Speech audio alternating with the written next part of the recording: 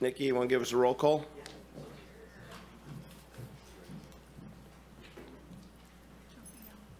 Yeah. Thank you, Chair Bohn. I'll start with you. I am here. That's good. Supervisor Arroyo. Here. Supervisor Wilson. Present. Supervisor Bushnell. Good morning. And Supervisor Madrone. Rebooted and present. Perfect.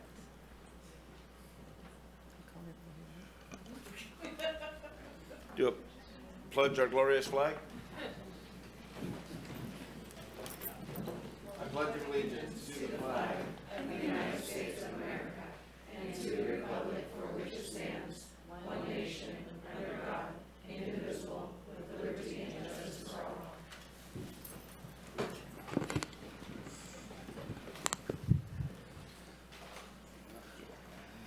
Madam CAO. Good What morning, do you got Chair. going for us? Good morning, Chair Bohn. There's no modifications to the agenda today. Looky, looky.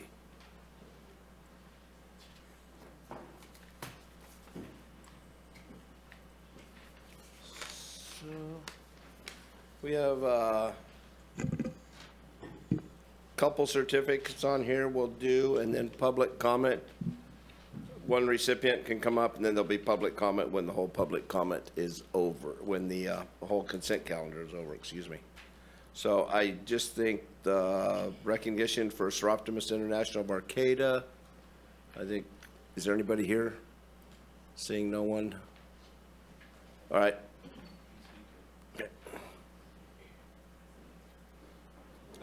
Just want to shout out to the Seroptimus of Arcata and all the Seroptimus. But I won't be able to make it to this year's event, to their award ceremony, but I just want to say it is one of the best organizations and events that I go to in the year when I can.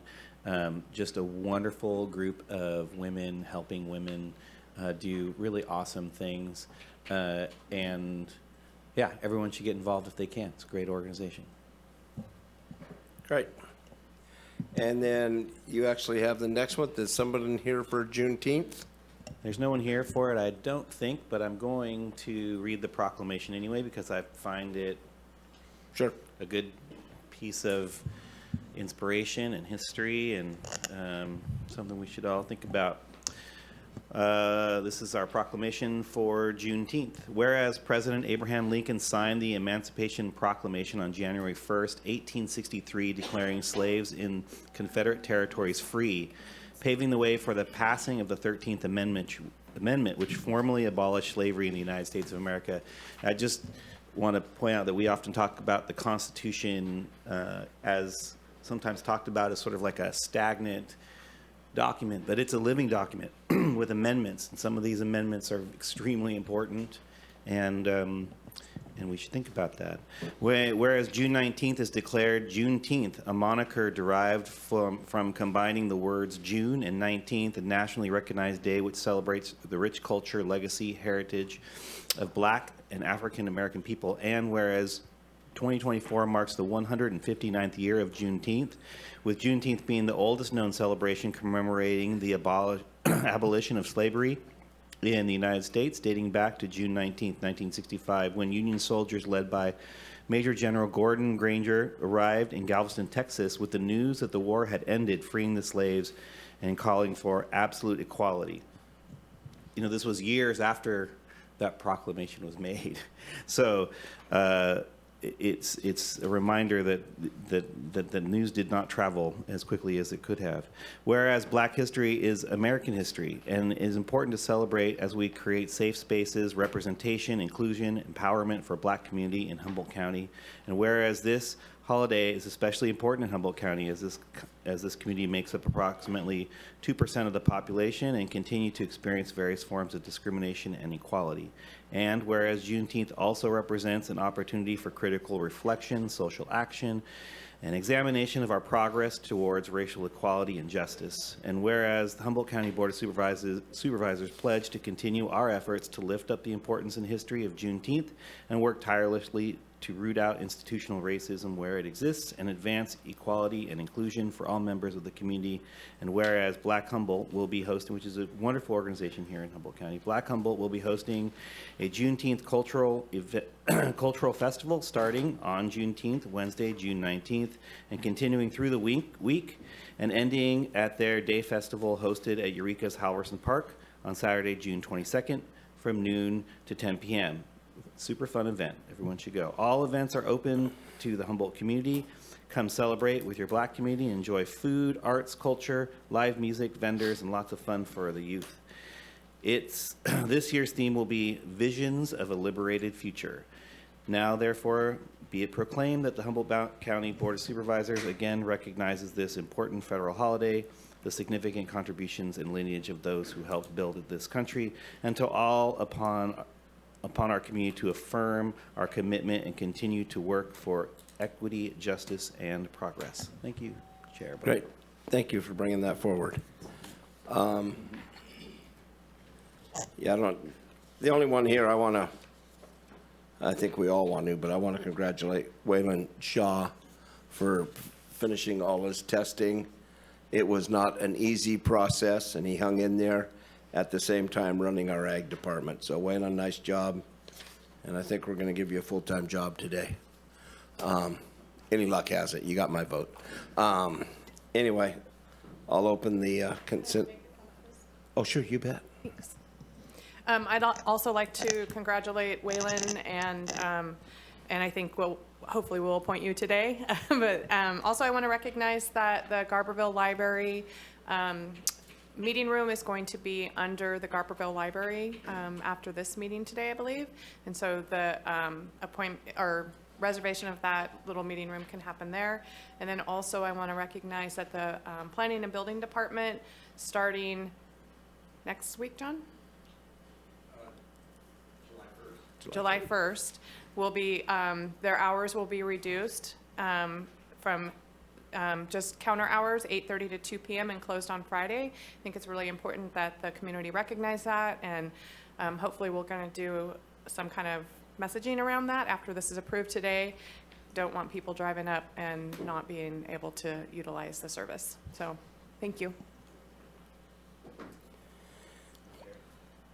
Supervisor Wilson?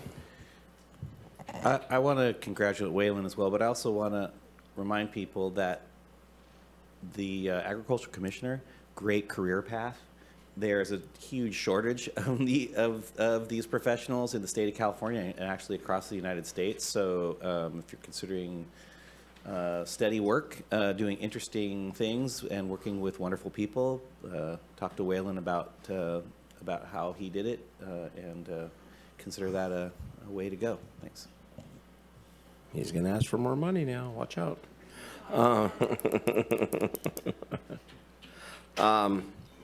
Yeah, and John, I'll go back. The messaging, and this isn't just to cut back the hours. This is so we get some efficiencies in there and get these permits out quicker so we can actually get the people building in these short windows we have. So I appreciate you taking the step forward on this.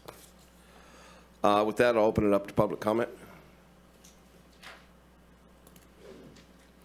On the phone? Yes, Chair Bohn, we have one caller, 5288, *6 to unmute, and you'll have 3 minutes. Good morning, Kent Sawatsky here, item D7, Wayland. Yes, it's a very lucrative job. I think the pay package is $230,000, I will emphasize as been stated before, this is a job path that's greatly needed, and the service is appreciated. Item D12, we have $2.5 million funding for mental health wellness. My understanding is this does not start until the children are age 7. A lot of times when children are molested or abused, they need help before that age, and I don't know how we can get that to them. It gets to the point where children, under those circumstances, end up with problems with, potentially being suicidal or homicidal.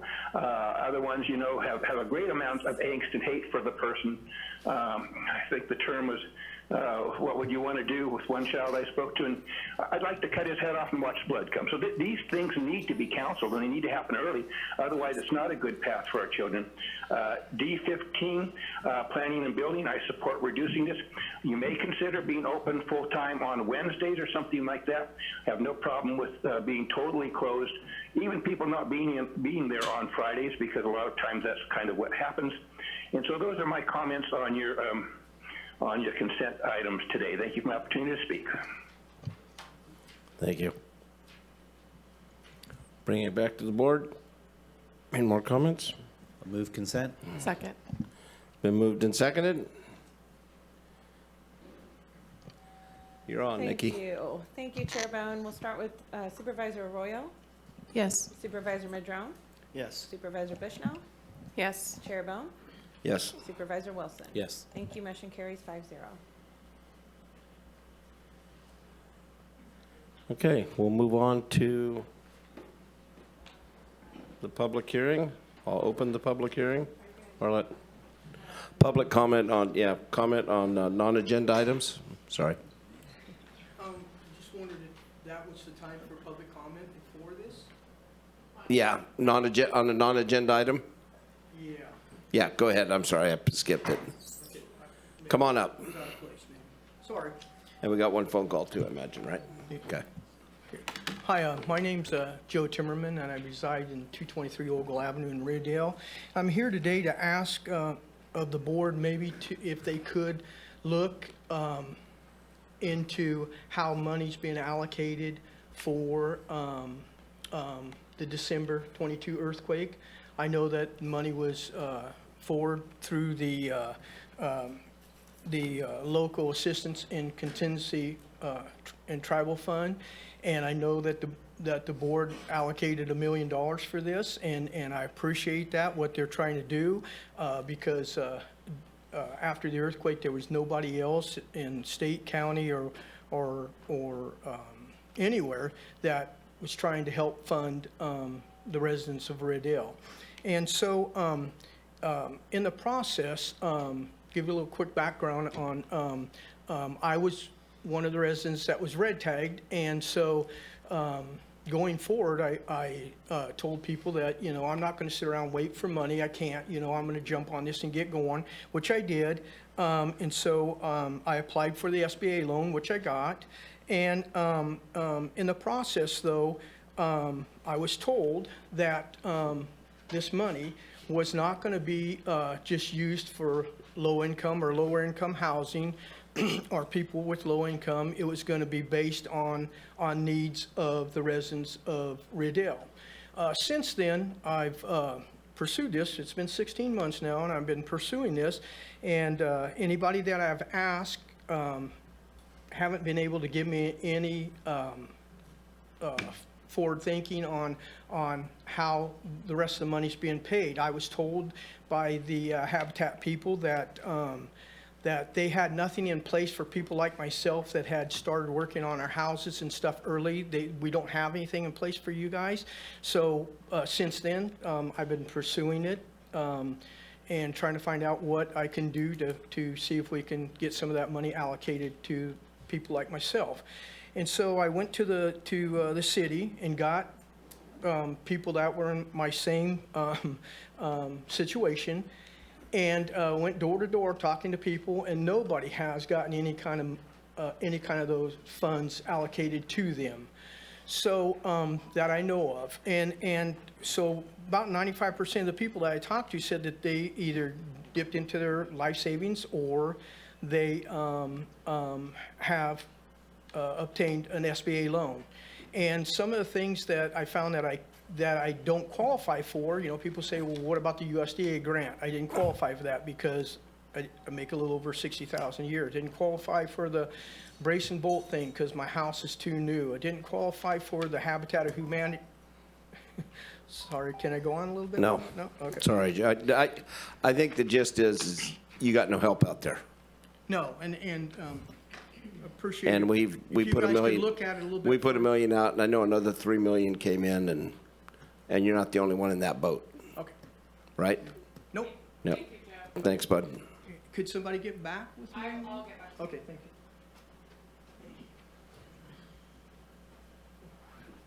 Hello, my name is Peter Profont, and much to your relief, I'm not here to ask for money.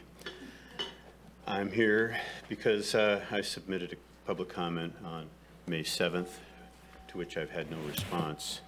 It was 5 pages of commentary, not enough really for the 3 minutes, and 6 exhibits attached to it. And I'm submitting it once again today with a comment by my wife, Alexandra. And any extra time I might have, I'd like to devote to her presentation, but she might manage it. So that's all I have to say. Thank you. Thank you. Thank you. I'm not sure if his forfeiting his time is allowable or not. If it's No. not, okay, then would you please reset the clock?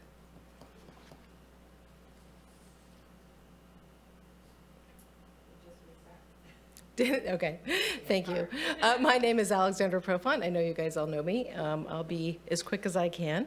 I did submit these public comments. Peter's comment is attached. It's 11 pages. And on behalf of the Juneteenth celebration that is going to be happening, I'd like to also begin this comment with the idea that slavery was called slavery then and is now called involuntary servitude.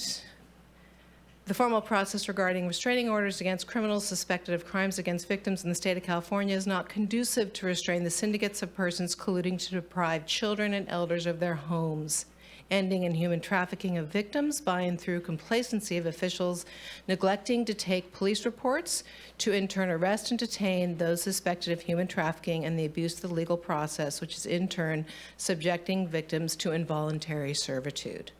I am a witness to the abuse of the legal process by attorneys where officials elected to be leaders, you and others, seem to enjoy hearing yourselves talk about the problem, I'm sorry, but it's true, where you would rather abstract it and get paid to study victims subjected to said legal abuses and monetize the victims' nightmares, causing child abuse and elder abuse by and through willful negligence instead of spearheading a real solution. I reserve the right to vest faith in each of you, which is why I'm here today and submitting this public comment, because I'm one of the few victims who has actually had the resources to speak and articulate the problems. My training is in architecture. You guys talk about affordable housing. How on earth would somebody like me design affordable housing for somebody if somebody was just going to come behind and have it unlawfully conveyed in the county records and there was no remedy? What would inspire me to actually offer you a solution for a kind of housing that could actually help these people if the kernel of the problem is not getting addressed? So I challenge each of you to ask yourself and each other these questions. What would it look like to actually solve this problem? Are you here to implement a solution? And the most difficult question, is your complacency a part of the problem? You have the power to assist victims to have crimes against them and the state and our tax base and our homes and land security prosecuted. To do so, you must begin with calling the sheriff himself and asking him to arrest and detain those who conduct mock auctions right outside these doors, 20 to 200 feet away. That actually has happened. I've walked in, reported a crime in action where we were subjected to a similar crime, a mock auction where somebody did not have a surety bond. He was doing it within 200 feet of this room, and a report was not taken. A mock auction, which was not understood by the DA at the time he reported it, is a crime in the state of California. It means somebody's conducting a pretended auction without a surety bond. Thank you. Thank you. Seeing no one else, we'll go to the caller. Thank you, Chair Bohn. Caller 5288, *6 to unmute, and you got 3 minutes. Rex, you're getting to be a psychic. You can actually predict when I'm going to call in. Good job. Some very interesting conversations with the prior speaker there. We seem to have a systemic problem in our county on how abused children are treated to the system in the process. And as some of you know, I'll be working on that. If the system is broken to the point where I believe it may be, and I'll find out more on this Thursday, then it's time for some changes. So anyway, that's something I'm going to leave set for the moment, and we'll deal with that later. I did want to update you. Congratulations on being so far along on your budget. City of Blue Lake, tonight we're having our first meeting. The city manager put out an agenda without a packet. And unfortunately, fortunately for you folks, you started this long time ago. So what's going to be expected is the people will be there, maybe a last minute proposal, maybe 80 pages, 100, whatever it is. Budget will be brought out. And then they will have one more meeting to rubber stamp that without really having a chance to totally understand what's going on here.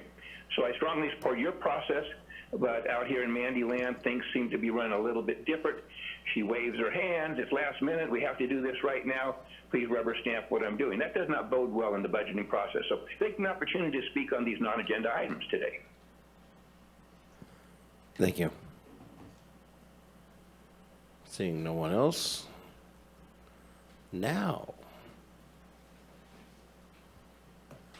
we will go to open the public hearing and turn it over to Mr. Ford. Thank you, Chair Bohn. Good morning. Good morning, Supervisors John Ford and Cliff Johnson, to present a revocation of a conditional use permit and a special permit that allow a dispensary and a distribution operation in Redway. This is not controversial. Hang, Supervisor Bushnell? I just need to disclose that I spoke with the new applicant on the phone a couple weeks back and spoke with Director Ford. Okay. So the property has changed hands. The new property owner would like to take over the business. The existing permit holder has not been available to sign off on the transfer. And so the action being taken here is to expire the existing permits so that new permits can be issued. Those permits are currently scheduled for the Planning Commission on July 18th or June 27th. So this is really very much just an administrative proceeding. It's very much of a formality. We'd be happy to give a longer presentation if you would like, or answer questions, or you can take public comment. And I'll open public comment now.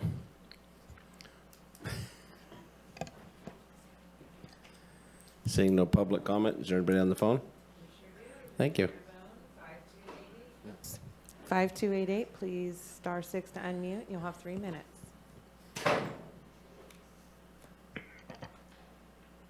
Well, I wish to disclose that I spoke with John Ford earlier today, about an hour and a half ago or something. Always appreciate him taking phone calls to answer questions on these topics. That's a great service. I totally concur with the process.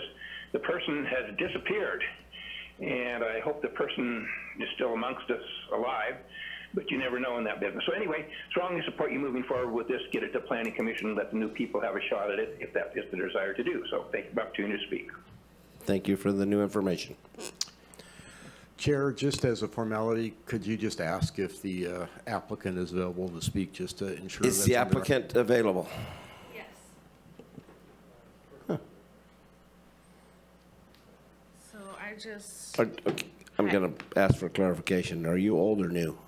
I am the new applicant. Okay, I just, Oh, so you want the old applicant? Okay. no. I We could wanted voice an my applicant, but story. I needed to know which one you were. I'm the new applicant, Rachel Worsley. I was going to be excited to know you're fine. No, anyway.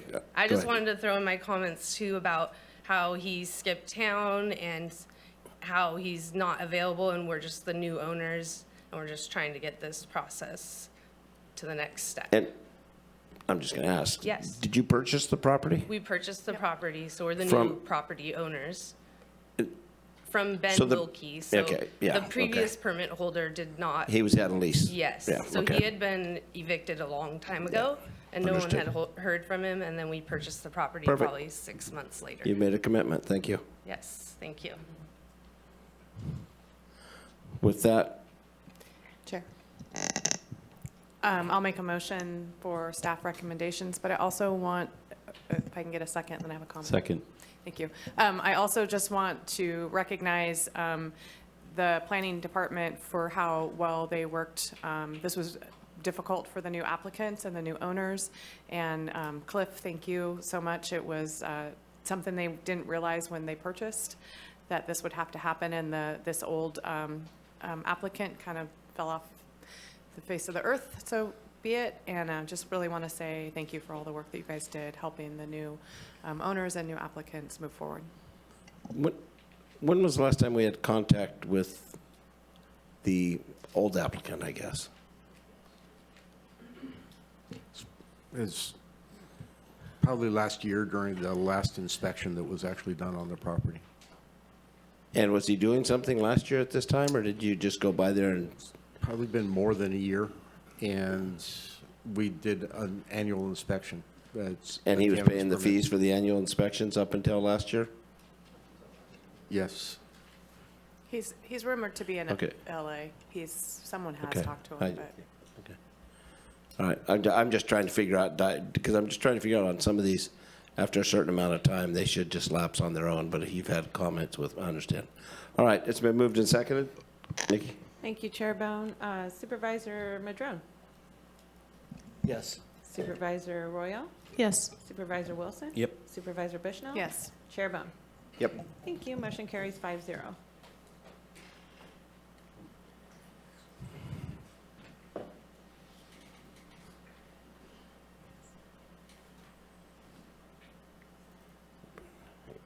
here. Sorry, guys, I'm working, trying to get through my little.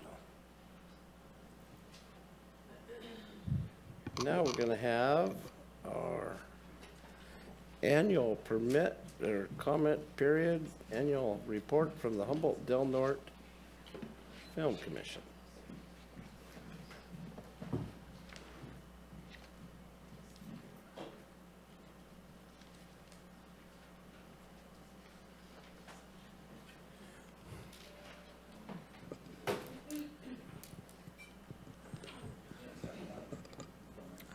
I'll kick it off here.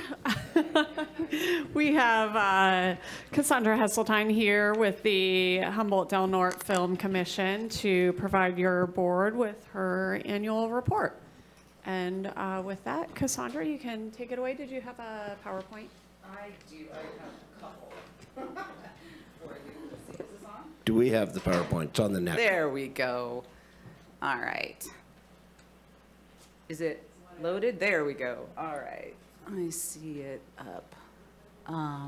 So just as a reminder, this is my annual report, and sometimes, as, new people come on or things change, it's always good for us to remind people what we do and how we do it. So that's part of this presentation. Obviously, you want to know, how did the movie go? How much money did we bring in? And what have we done, with the past year?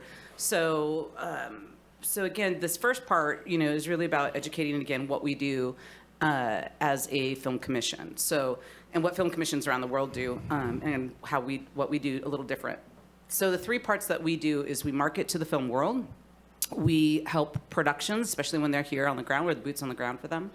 And then we focus on film tourism. And so diving in, whoops, look at that, I hit too many buttons. In marketing with the film world, we do some traditional things like newsletters that go out to over 400 location managers. We've held a few fam tours.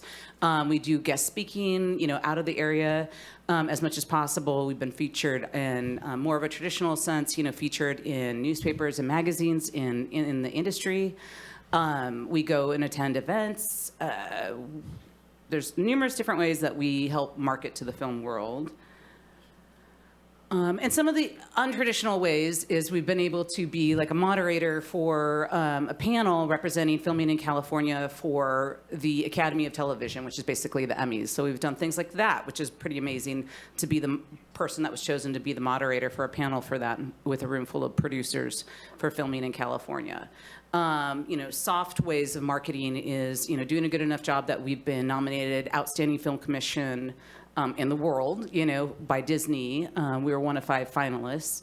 And other ways, again, that we market to the film world is by presenting, like, to the state capitol and helping with the California tax incentive. When we were the ones selected in California as the rural representation to be able to speak on why the California tax incentive is important for areas like us. So there's many ways that we have participated and marketed to the film world where we stay in their eye. And then we also market to locals, and some of the ways that we market to locals so that they will be film friendly, they will see what we do and how they can be helpful when a project does come to town, is we've done things like local filmmakers night, movies in the park, the red carpet gala with community awards, red carpet movie releases, the Meet the Experts series, which is now with Humboldt Education, and so we have offered it, for the high school and the colleges to use, where I interview experts in the industry and how locals could go into the industry. And this year, we were selected, I was honored to give out the coveted Studio Location Manager Award as well as Location Team Award at the COLAs, which is the award show for location managers in California. And so, and the two ladies that I'm sitting with in that photo actually were the previous California Film Commissioner and the Deputy Director of the California Film Commission. They both have moved on to other jobs. But we always had a great relationship, especially because I was president at the time of all the film commissioners when they were also the head of California Film Commission. So production activity, what has happened this year? We've had 10 as of, that actually should say May, not June, so it's not to date, because we do have actually some inquiries and some productions that are coming in June. But through May, July to May, we've had 10 productions filmed. Now that dollar amount is not accurate because we haven't received our BC project dollar amount. I did speak to a representative from Warner Brothers last night, and they told me they still can't give me the number yet until they're done filming, and they will turn in a report to the state of California, which then I will get a copy of how much they filmed here, how much they spent. But they told me it's definitely north of $2 million, so for their direct dollars. Obviously, then you add the multiplier, that'll feel more like $6 or more million that they did in January. So one of the other things that I think lately that I've been trying to show my funders is over time, what is the ROI? And in the previous 13 years, it's an estimated that we brought in 12.4 million direct dollars, and that indirectly it's been more like 36.5. And in another slide here, I'll be showing you how that translates with ROI versus how much you've invested in the Film Commission. But sticking with the BC project, what we do know, again, hopefully from our understanding, it'll be north of $2 million. We do know that we worked on the movie for 5 years. The Film Commission, the first time we took a meeting for that movie was April of 2019, and that they were here for about 3 months accumulatively. They hired local crew, cast, and vendors. The two upper pictures are local crew that worked on the production, and then obviously those are background. They ended up being, there was background and then there was looky-loos, and they pulled the looky-loos in to also be background in Arcata, so that was pretty exciting.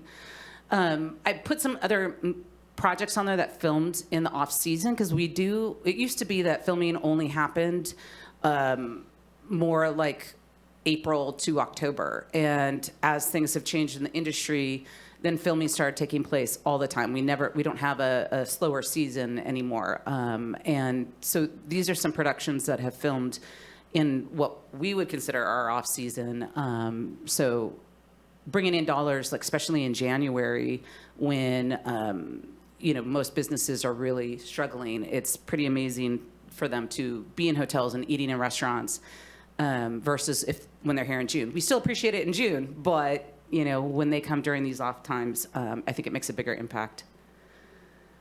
So again, we did get that number last night, but I made the slide prior to that just to kind of have some type of guesstimate of the impact of when a production comes. We do know they had 175 crew members, and that they were roughly here longer than actually 21 days during filming in January, but I gave it 3 weeks, even though they filmed for 12 days. They also do prep work, and then they also wrap out. If you just counted that's $500,000 right there in hotels. They also were here prior in November and December, and about half that crew was here because they had construction, art department, production setting up. They do a lot of prep work ahead of time. And so, we feel this is probably a conservative number. It's probably bigger than that, even just for the hotel stays, especially the numerous times that they've come and scouted. I many times went scouting with Paul Thomas Anderson, and he came here a lot over the past 5 years because he wrote and directed the movie. And I just wanted to share some testimonies. These guys, Glazer and Wesley, are really big location managers that were the location managers that we worked on this movie with. They've done huge movies, and they both just actually got nominated to the board for the Location Managers Guild International. And they wrote us some pretty stellar testimonies that I shared with you. And we just really appreciate that they feel good about the work that we did with them, because in this industry, people do talk about this, you know, of what it's like to work with the different areas. So some outside marketing that happened as well is, you know, we have some soft marketing that comes from doing this kind of work, is that we were in at least 4, and I stopped actually loading them onto here because there's still articles that came out like even 2 days ago about this movie still filming in San Diego, and then they give a nod to, and they originally started in Eureka. So it's pretty exciting how many times we've been in the news about this. It was breaking news. You know, Paul Thomas Anderson's one of the top 10 directors. Leonardo DiCaprio is one of the biggest stars right now. So it even came out in Italy when it broke that they filmed here. And I can't tell you how many times I got a text saying that we are the unofficial sweatshirt for the movie, which has our big logo on it, and it says Humboldt Del Norte Film Commission on the back. They said at any given day, 30 to 40% of the crew is wearing it everywhere that they're going. So they are marketing Humboldt for us, which we really appreciate. Another way that we also collaborate and market is we market our niche manufacturing that's here, and we always give gift baskets from Humboldt Made, and has all the Humboldt Made products in it. And every time, I can't tell you how many times I've gotten a text or a call or a letter or a thank you or a gift back for, they always say, I've never seen a gift basket like this. So they're always impressed by the quality of the items that are made here locally. So going back to what I had mentioned earlier, you know, what is the return on investment? So if we have an estimated direct dollars of $12.4 million that has come into the community directly, that is them spending on permits, on hotels, on, you know, anything that is locations, you know, anything that has to do with the actual filming. It doesn't take in dinner, days off, any of that. That's taken in consideration in the indirect dollars, as well as the money circulating in the economy.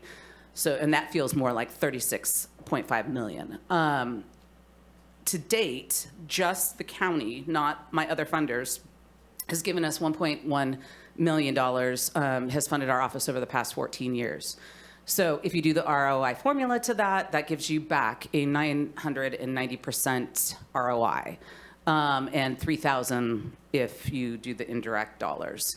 We did update that and added back in all the other Humboldt County funders as well. This does not take in grants, fundraisers, or Del Norte County. And again, so between the county and the cities and HLA who have funded us, then your ROI is 575% and indirectly 1,800%. So we think you're getting a good deal. Film tourism is our third part that we do, and we know that obviously, you know, it's been a big topic, you know, of how do we bring in extra money into the you know, depressed economy that we're feeling here. And so we focused on film tourism for about 10 years. So when we had a lull in filming, or when there was the pandemic, or when we've had the strike and we haven't had filming taking place, then we've turned to film tourism. And the first project that we started with was Map of the Movies. We've now opened this year the museum, which has the Forest Moon exhibit now in it. And obviously we're now going to be moving on to year 3 for the Forest Moon Festival, as well as we've now have an experience app, a film experience app.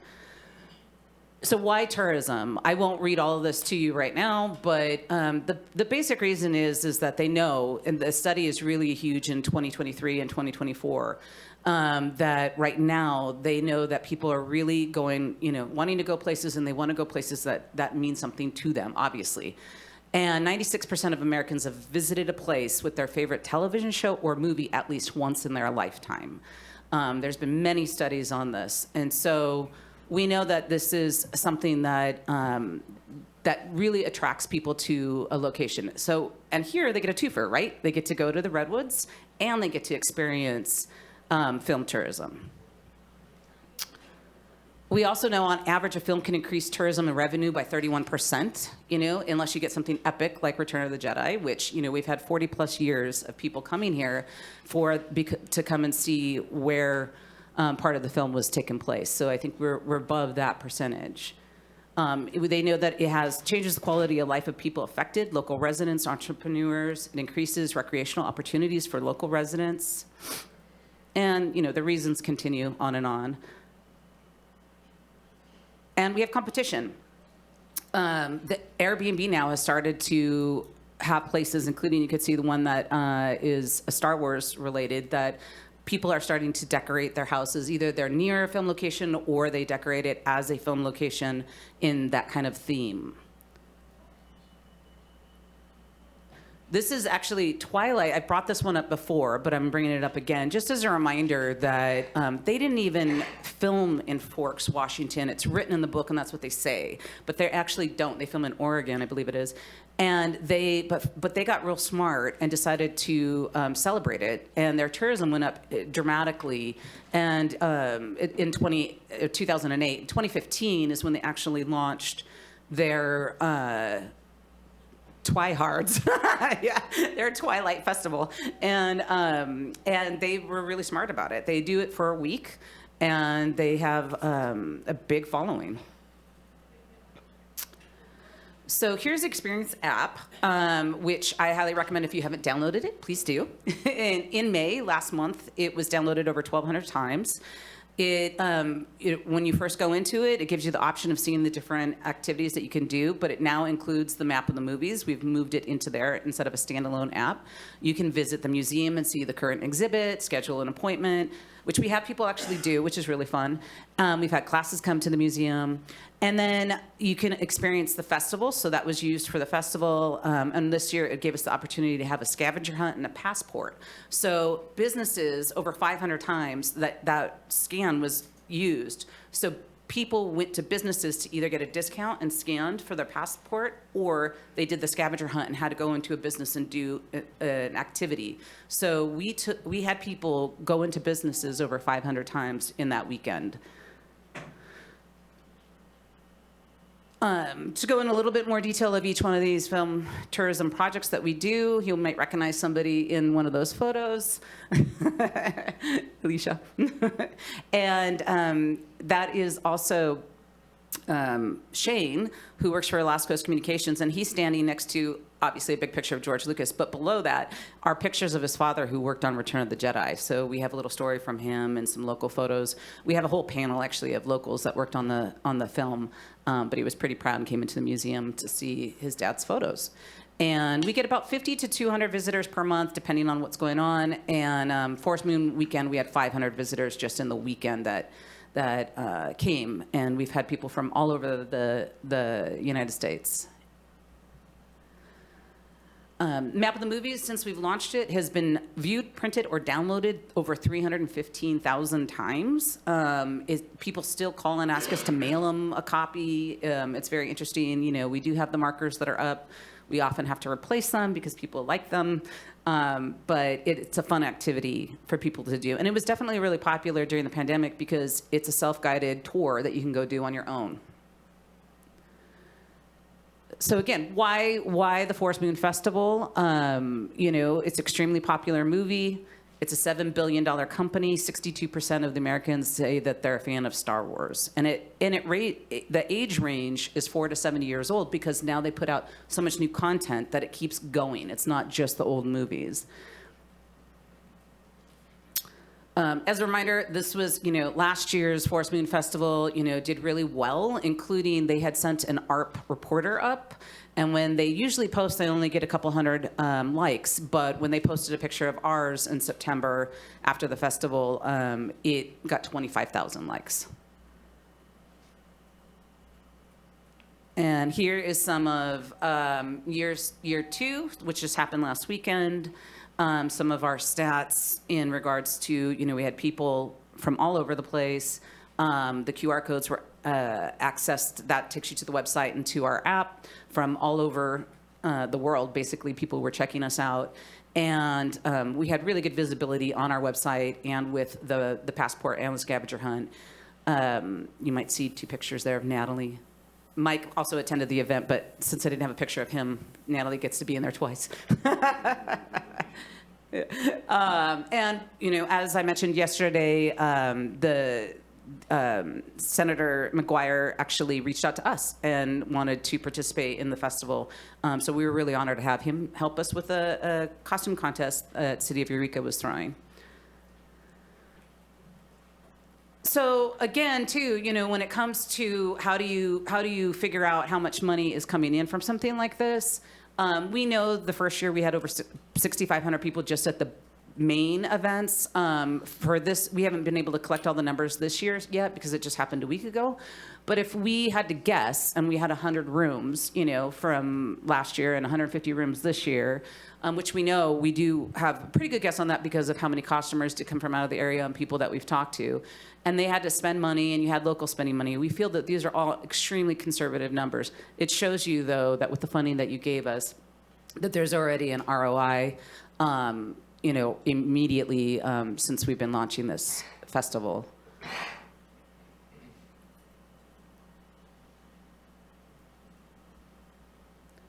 And again, our assets we are the only location that they filmed Endor for Return of the Jedi, that you are not in a convention, which a lot of people have said, that when they go to some type of Star Wars activity, usually it's in a convention center, and that they get to come and see the Redwoods, so they get a twofer, and that we do get costumers that love us, that have been willing to come up here annually. So we're pretty excited about that.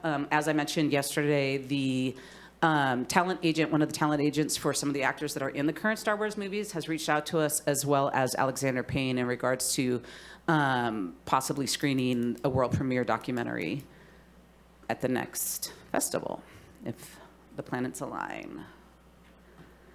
And again, also, as I mentioned yesterday, that Apple, who was considered the biggest company in the world until January, and Microsoft usurped them, has decided to have their campaign for their newest phone using Star Wars costumers attending a Star Wars convention.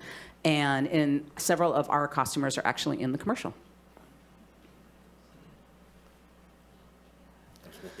And again, to remind you about the soundstage, we are still working on it. We actually have an appointment Thursday to continue our efforts. We did go down and talk to Warner Brothers back in December. There was the writer's strike, and it has changed the landscape, so we're kind of waiting until the dust settles some more. But we still think that it will be a good idea. We're just waiting to see what happens with the industry while they still try to figure out what's happening with AI, because that is definitely changing the landscape right now. And we do that all with 2.5 staff, contractors, volunteers, and a board of directors. And we are required to be a free service, just like every other film commission office in the world. Hey, hi. I've been behind you. Can you go back to, hi, the hotels they stayed in predominantly, or you thought they stayed in? Uh-huh. The two, okay. Yeah. So those were, I'm just looking at the TOT tax where it goes. That particular project, but you have to remember that it depends on where you're filming. So we've had projects stay in Lost Coast, Garberville, Fortuna, everywhere. Yeah. Scotia, Trinidad, maybe not Oric, but we've had them everywhere. No, I understand. Yeah, Willow Creek. It was, you don't have to, I was just asked the question. Thanks. Yeah, absolutely. I want to thank Cassandra for coming in today. Our agency liaises to the Film Commission. We've been providing support to the Film Commission for about 5 years, I think now. I feel like we have a really good working relationship. I want to thank her for the work that she's done in the community. The work that she does is so fun that economic development staff will, on their personal time, volunteer on weekends or evenings just to participate in some of the work that Cassandra does. You guys are just like supervisors then. Your board approved their contract this morning. Thank you very much for that. That's an extension of 3 years of their agreement. And your board also approved through the Measure J action $25,000 to support staff time to continue providing support for Cassandra. Thank you for that. I just want to close with there's a lot of potential for how film tourism can impact local economies. Albuquerque, New Mexico has generated approximately $70 million in revenue for their community as a result of film tourism related to Breaking Bad. I have to admit, when I was there, I went by the Pizza House and even took a look at the car wash. So that's why we continue to recommend support for the Film Commission and thank your board for it. And staff is here to answer any questions that you might have with regards to their agreement. So thank you. We also have the other presentation to show them as well. Yep. Yep. I'll go ahead and see if there's any public comment on this item. And we do have one more presentation to also show you. Oh, go ahead and do that. All right. Can we load the second presentation? Amazing. Thank you. So this one is, if you recall, when we did start working together, that we had started working on an incentive program, and we went back and did research on what was the best way to do that. Was it a tax incentive program like the state does, or other regions and counties, cities, or was it better for us to have maybe more of a softer incentive program? And that's basically what we did deduce. So I'll quickly go through the slides for you. What we're proposing today is that we finish fleshing out what the requirements are that would qualify somebody for the incentive program, as well as we would build that into the film application. And the film application we would like to update and bring that back to you for approval. And we'd actually like to move the film application into the Film Commission's office. Right now, it's currently in economic development, and we know it takes a lot of time. They really found out how much time it takes when they got hit hard with the BC project because of how big in scope of work that was and how much time it took from their ability to do other work. And really, it's a pass-through for them. Having to send it out to roads or to the airport, and we're really the experts that understand the application and what's going on with it, and it really pulls them away from what they're doing in other areas. So our recommendation is that we finish fleshing out the film incentive program, add it to the application, update the application, and put it into the Film Commission's office for us to then be the one to execute it. So again, the overall overview here is that, you know, incentive programs are a great way to entice a production to come to the area. And it's kind of now become standard, where it used to not exist. And then it only existed in other areas like Georgia, Canada. It now exists everywhere. All countries, states have one. And now people want regional ones. So, and we get this all the time. I just got a call last week for a project that's coming to film in the fall in Garberville, no less, and they're asking if we have any incentives. And it's a union shoot, indie union shoot, and they'll be, I believe, filming the entire film here. And so this was actually their first question out of their mouth was, do you have a incentive to keep us there? Again, so this is a little bit redundant because I just went over our ROI of when projects come and how many projects, you know, we've had. But this kind of shows you throughout, you know, the past 5 years, you see the dip. The dip in 2021 is COVID obviously related, and then it went back up as far as the number of projects and the amounts of money when they come. Ironically, we had that dip, but that's also the year that we had the biggest money because we had an Apple movie that actually filmed here during that time as well. And this is the TOTs by city throughout the years that shows you the revenue that comes in. And crew members need, you know, they need housing. They do job creation. Like we've mentioned, it does tourism.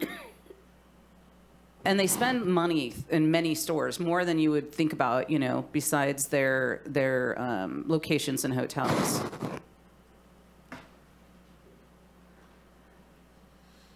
So again, why now? People are asking for it. The California tax credit has been approved again and increased.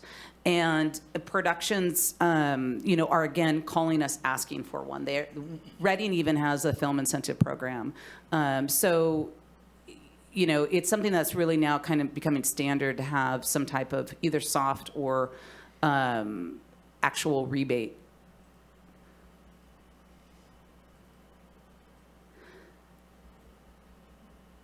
I'm just going to keep us going through these slides. So again, it's sustainability. It's keeping us resilient past COVID. We did have, again, a lull a little bit with the one they had the writer's strike, and now we're having to come back out of that as well. So it's about pulling productions back into the area while they're having a change in the landscape. So again, there's a couple different types. I'll go through these quickly because we don't recommend doing a tax credit or reimbursement, but this just kind of shows you who does do that currently right now. And that is probably the favorite way of having a film incentive program. Georgia was one of the first ones to actually do a tax credit, and Canada to compete with California and New York. And it does require a lot of staffing when it does that, because then you have to have a big application. You have to go through all their spending. It's a big process when you do that. When we've actually talked in the past, we've actually talked, blanking out on his name. We had that phone call with the tax guy that retired. Thank you, John Bartholomew. And we had to talk about what would be the process, how much would this take as far as staffing goes. And at that time, we realized it was probably going to be too much of an endeavor to do something like that. Production cost is another way that you could do it. Again, there's ways of paying for part of the production. Again, we feel that this is too much of an ask to do, but it's another option that is on the table as far as how people do incentive programs. So we are thinking something more in the lines of waiving or reimbursing permit and application fees. And as you may know, the county already doesn't have an application fee, which is a soft incentive. And I mean, it actually translates to dollars as well. But, when we did have a permit fee, I believe it was, I want to say like 140. So it wasn't very much. But by saying, hey, we don't have a permit fee, you can pull as many permits as you want, it really does help them out. Especially if they're traveling, they're coming here, and they like that as a part of their attraction is, oh, you don't have permit fees. Eureka also doesn't have permit fees. There's a few that do. Arcata has one, I think they're at 170, but it's for the application fee, and then you can film as many days as you want. So it is part of the allure of filming up here.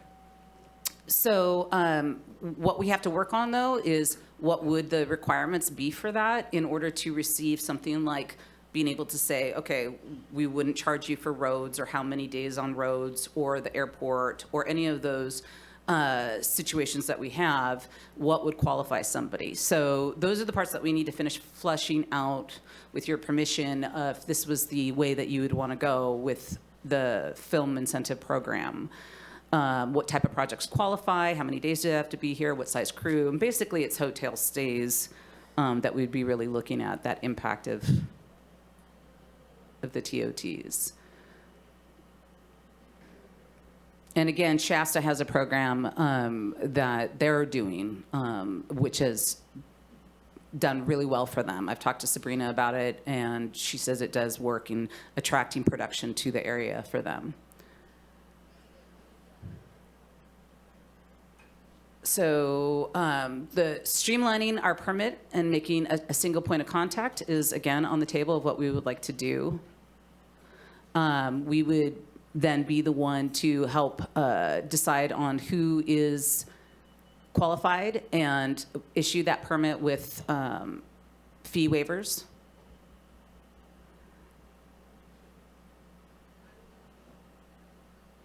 And this just gives you a little bit more content of how, starting an incentive program, this would be the beginnings of us being able to do this.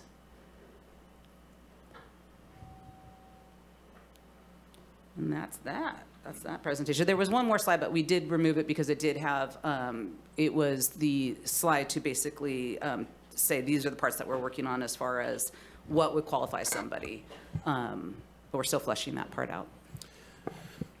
So through the chair, there are no other recommendations attached to the item other than to receive the annual report from the Film Commission, but your board has in the past directed staff to work with the Film Commission on exploration of a potential film incentive program.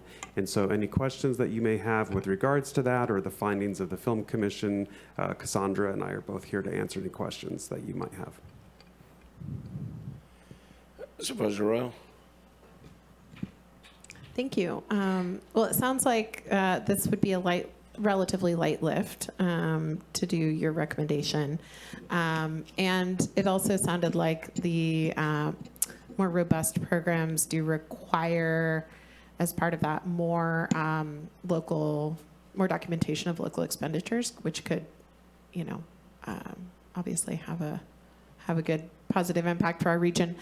I mean, I'd be interested in exploring that when we're in a different place financially, within hopefully in a couple of years. But I'm interested in the permit fee waiving as proposed. Supervisor Wilson? I guess I'm not clear. Waiving a fee of $140 is going to be a big attraction. Can you give me a little Just some clarification. The fee's already being waived. Right. So it was something that was collected in the past, but we're not charging it. So it's more of an optics, I think, thing that Cassandra's able to market to the industry. We don't have a film permit fee. What is really like $140 a typical film fee, or what would they be expecting? Why is that an incentive? Let me ask this question: what fee are we missing out on right now, or have we been? So in the past, when the film permits used to be handled through the county administrative office, and then they were handled by the economic development team, the fees were as little as $65. Mm-hmm. And staff previously, and this came to your board a few years ago, felt as though we really weren't getting a lot of value in that $65. I'm going to interrupt you. I didn't mean the small fee that wasn't even worth charging that we were doing locally. Right. I meant like in other places, like comparatively to like when we're competing for those productions with other locations. Right. What are other locations charging for their fees that would make not having fees actually be relevant? Everything from $0 to hundreds of dollars for an application. And then you have the fee for actually day filming. So that was part of also what we were discussing for the incentive program is if they qualified enough, we knew that they were going to bring in so much money that if they wanted to film on a road, that we waive that fee, which is usually $250 to $500, depending on what they're doing. Same thing for the airport. It depends on how much aspects that they're using. That could be anywhere from a couple hundred to 1,000 in the day. But again, this would be for something like BC Project, which was a huge movie and spent millions.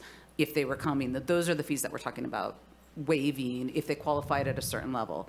And so that would be the draw that would make them excited to either stay longer or come here altogether.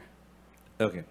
Yeah, and so dollar amounts is different for every area, including we have 15 jurisdictions here that can do a film permit, and it ranges from $0 to could be $1,500 for a day if you're like in the state parks. Thank you, appreciate that. Yeah. Since you mentioned it, state parks hasn't waived their fee, right? No. Because California just made big, when we lost everything to Canada, 6, 7 years ago, 8 years ago, the film, they says, hey, it would be a lot easier if we worked closer at home. But the state got involved, but they haven't dropped a lot of that in their areas. And the other thing, you had another slide up there. It looks like the incorporated cities do really well, and us not so much in the TOT. Well, we were last, it looked like. Our green line was kind of weak. Mm-hmm. And and you've said they haven't dropped all their fees yet. City of Eureka has no application fee. City of Arcata has a one-time application fee, and then you could film for 30 days without applying to it. We did discuss about approaching Eureka and Arcata next after we started with Humboldt County to have a wider net, here first to start with asking and then taking it as a model to go to City of Eureka and Arcata. Okay, because I think, Scott, you said the optics of it. We got a lot of people that pay fees that bring a lot of money into the county. And the optics are, well, if I'm bringing in enough money to the county, or providing a service that is beneficial, why am I paying a fee? And then how that, talking optics, so. Supervisor Madrone? Thank you, Chair. Nice presentation, and thank you for all the hard work you do. It's clear that it is a real economic benefit to our community. And yesterday's meeting, half the day we spent talking about travel and tourism and all these different things. And this is clearly one of those areas where it does seem like we could increase revenues, through all of our connections with the film industry and just in general travel and tourism. I remember going to Amsterdam in 2001 and what an amazing economy they have built around cannabis, right? And their coffee shops, so to speak. And I don't know where they're at today, 23 years later, but I know that that was a massive draw there. And of course, we had the film Humboldt County. We've had other films, that have been done here around the cannabis industry. And I'm sure you've thought about this, but you've got the Humboldt-made baskets that you put together. What about Humboldt-grown baskets?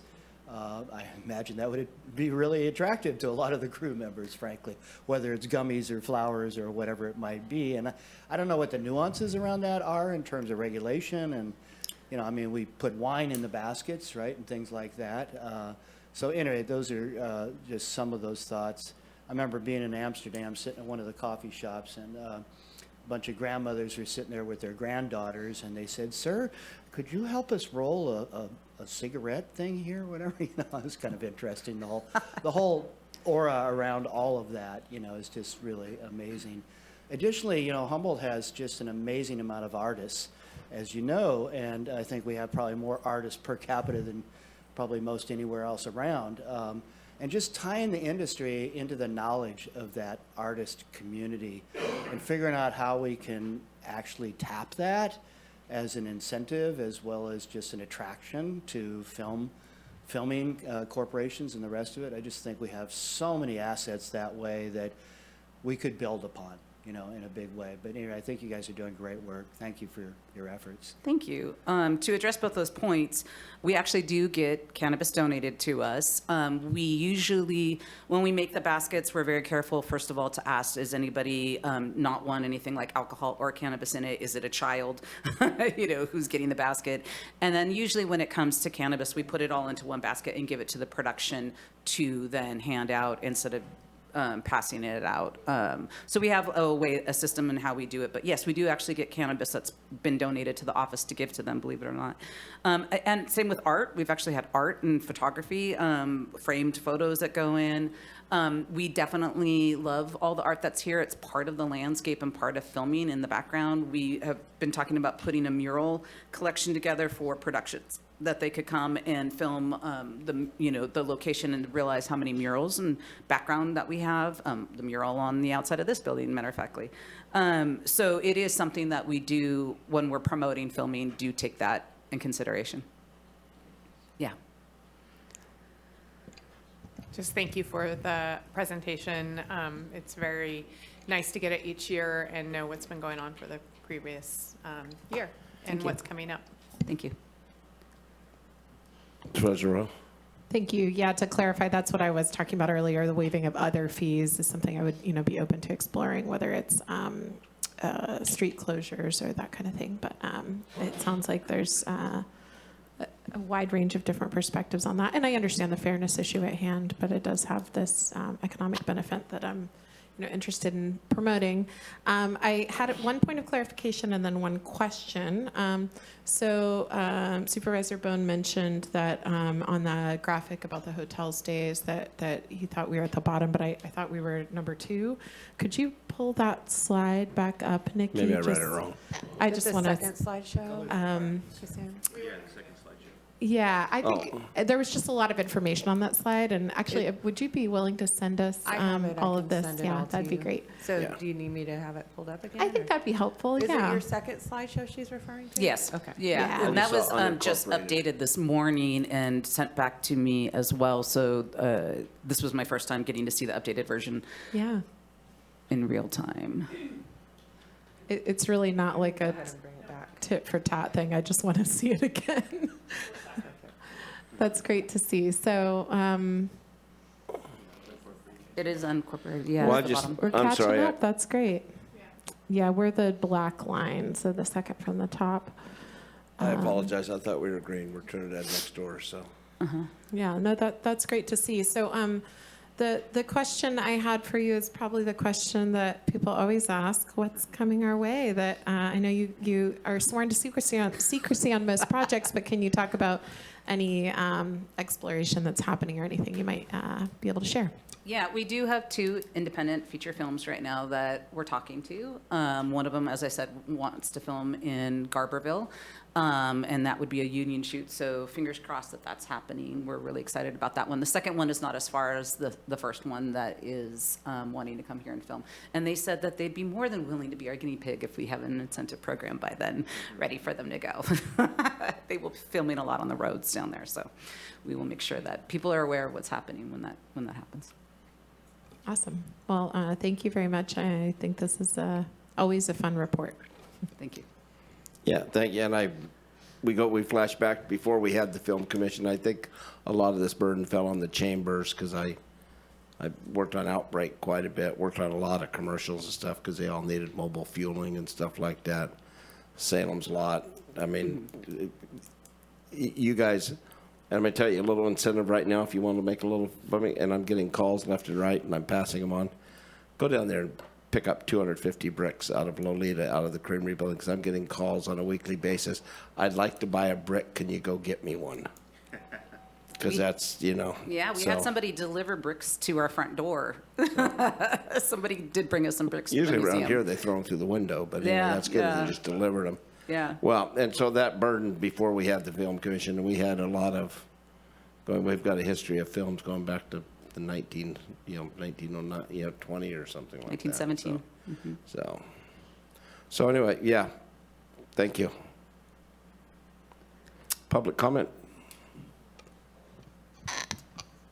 Seeing none? We have a caller. We do have a caller. Yes. So 5288 *6 to unmute. Really?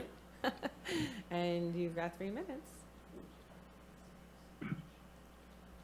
Ken Swatsky, I appreciate the report. I did want to make mention in communication with this individual regarding the money that they have got from you yesterday. They don't have an administration fee, and if you're paying somebody else 15% to administer, I highly recommend we fix that.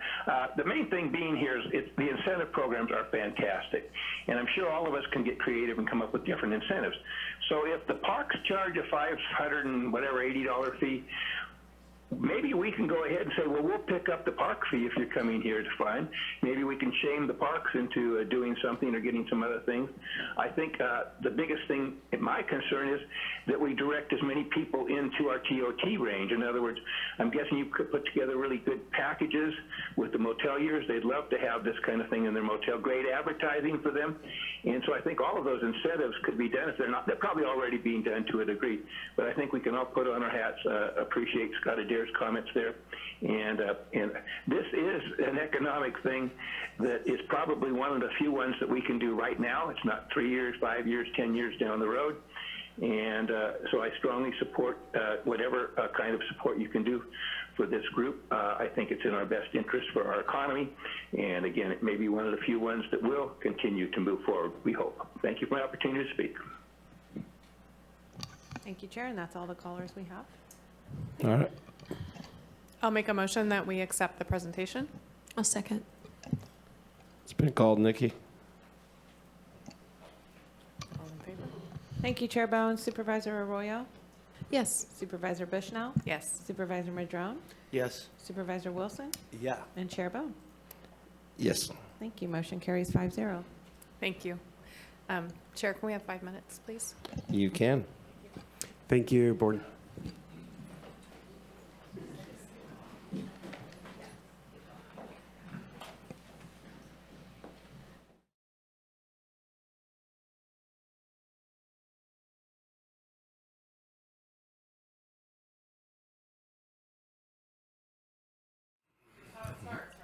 We're going to have the code enforcement's annual report. Mr. Ford, Mr. Beck.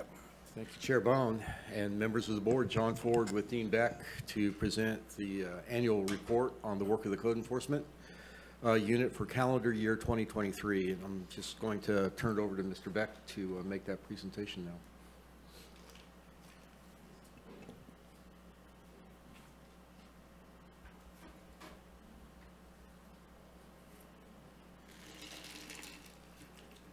Good morning, Chair Bohn. Is this on? You see a green light? It is. Oh, there we go.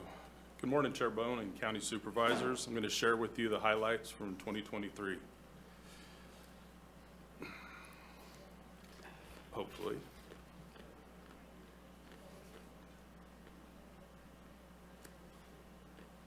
There we go.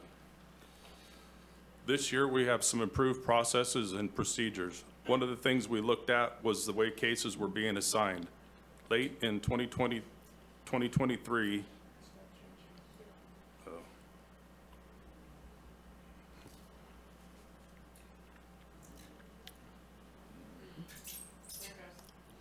You're a newbie. Get in there, buddy. just needed the magic touch. There you go. All right.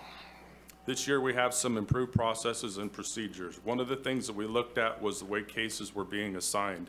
Late in 2023, CEU did an assessment of open CE cases by APN.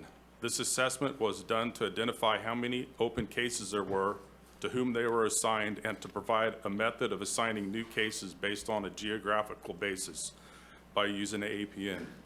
This is a similar method that the building inspectors use to schedule their inspections. By doing this, it creates opportunities for the assigned CEU staff to build relationships in certain communities and provide a more efficient service to the public.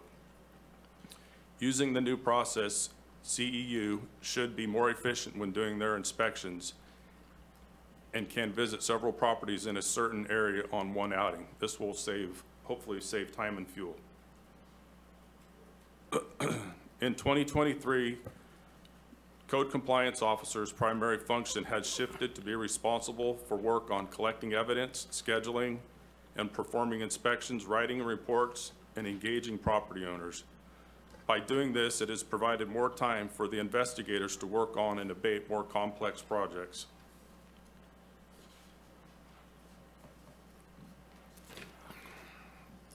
Late in 2023, a multi-agency task force began to meet to develop a strategy for the most difficult problem properties. The task force consists of code enforcement, building, public works, both roads and parks, environmental health, DHHS, Humboldt County Sheriff's Office, and County Council. The DHHS management at these task force meetings helps to communicate with other departments within DHHS as other services may be needed. The goal will be to have a multi-agency response to difficult problem properties. Just recently, the task force responded to a property off of West End Road outside Blue Lake city limits, and also a property located in South Manila along the bay and railroad tracks.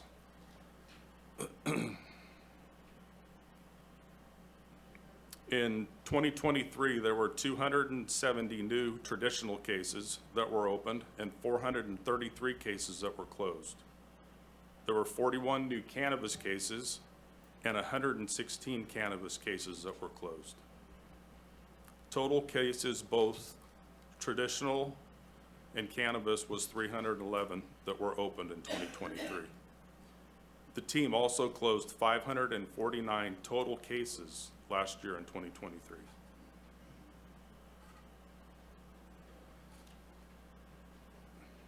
Since 2020, there has been a steady decline in unassigned cases. In 2020, there were 450 unassigned cases, down to 200 unassigned cases in 2022. At the end of 2023, there were 88 unassigned cases. Code enforcement has closed 176% more cases than were opened in 2023. In 2023, there were 7 cases that were resulted in a county abatement. The first one was at the old Judy's Market that burned down in 2017, located on State Highway 36 in Carlotta. The owner attempted to obtain a demo contractor and a demo permit in 2022, and this did not work out.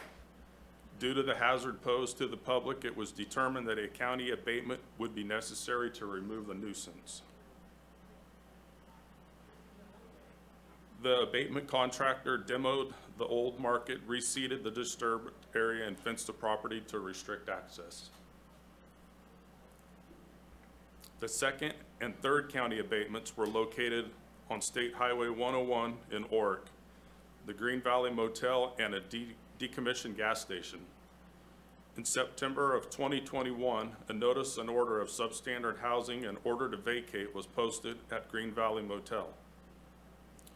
The deteriorating condition of the motel, solid waste, and junk vehicles made this property a candidate for county abatement. The property was intended to be abated in 2022. However, there was a real estate transaction pending.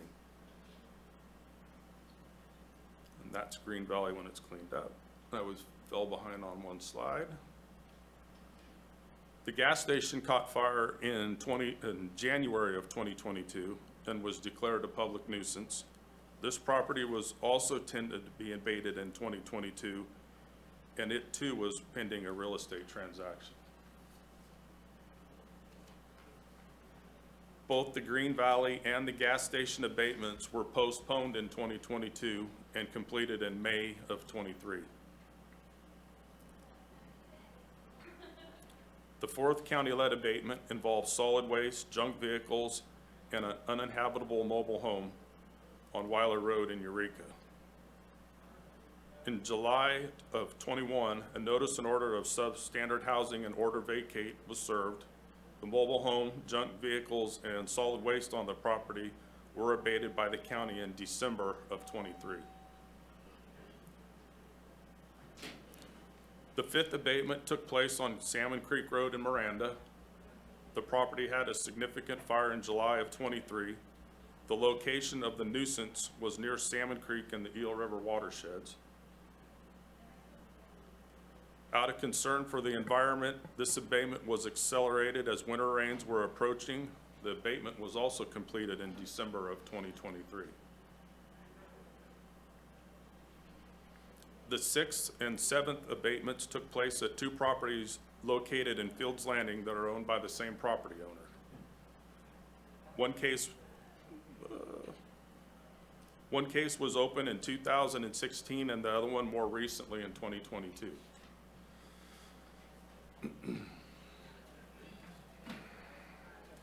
The abatements consisted of solid waste, junk vehicles, and maintaining a junkyard. Both abatements were completed in December of 2023. December was a busy month. 5 county-led abatement projects were subsequently processed to impose an assessment lien on each property. The 2 remaining county-led abatements are in a judicial process with the writ hearing scheduled in the Superior Court in late of June of 24. If unpaid after 3 years, these properties will be placed for auction by the tax collector, and the county stands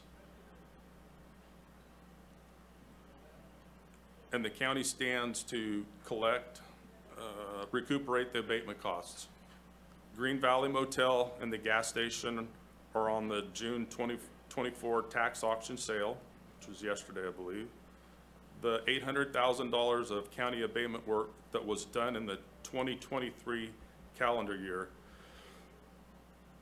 The reason that number is so high, code enforcement typically historically has received $500,000 for the abatement budget in the fiscal year. And that's different than the $800,000 that you're seeing on the previous screen.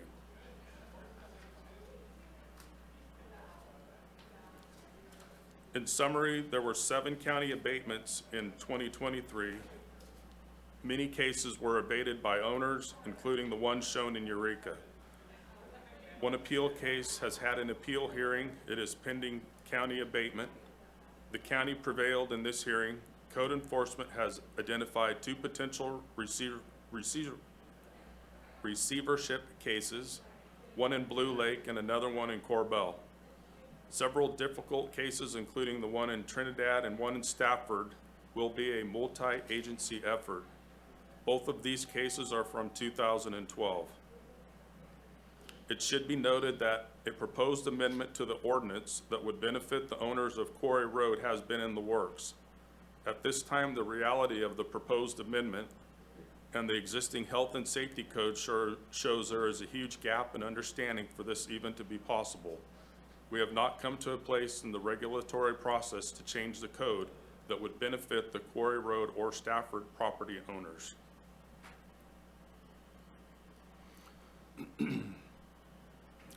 The success of the cannabis abatement program cannot be overstated. The volume of outdoor cannabis cases continue to decline. Outdoor cultivation has been easier to identify using aerial imagery. The coming years may become more challenging as the illegal cultivation goes underground. Since 2017, 1,256 total cases have been noticed. Code enforcement has 11 cannabis hearing judgment orders. In all 11 cases, the county prevailed in the judgment.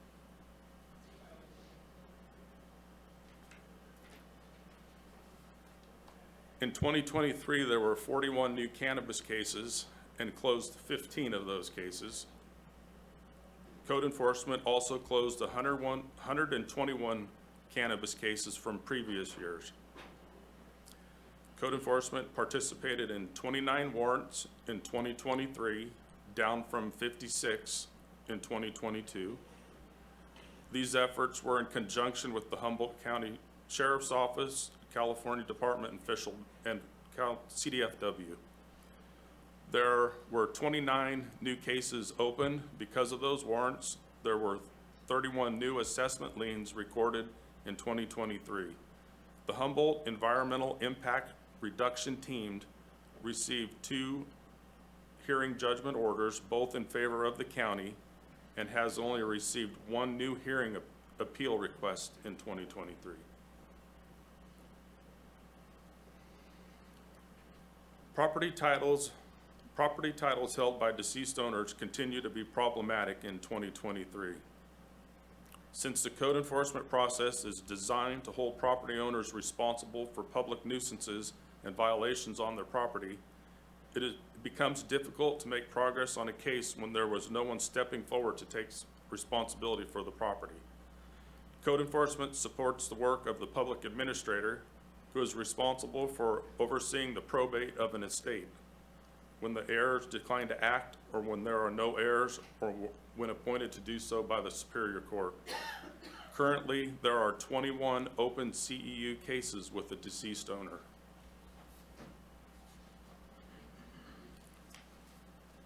Our numbers show that we continue to close more cases that are open. In the later half of 2023, CEU lost 4 people, 3 of which are permanently gone. The number of staff has been reduced from 13 to 18. With this reduction in staff, or 13 to 8, the number of staff has been reduced from 13 to 8. We're down 5. Yeah. With this reduction in staff,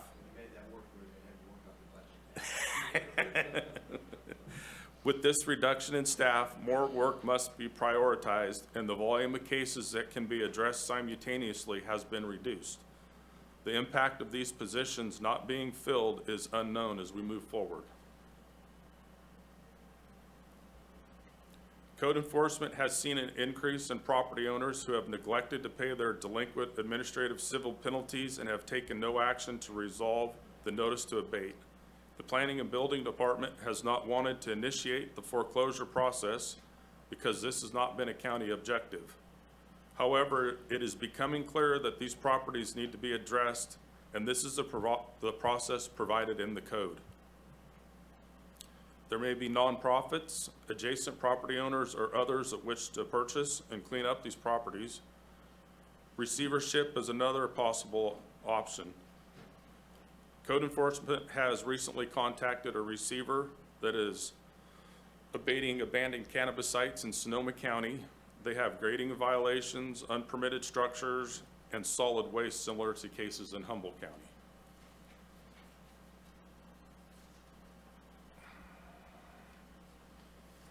Here is a data summary for 2023.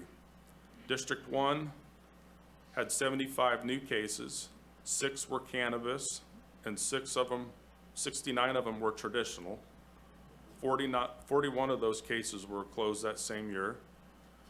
District 2 had 75 new cases, 26 were cannabis, and 49 were traditional. 19 of those cases were closed the same year.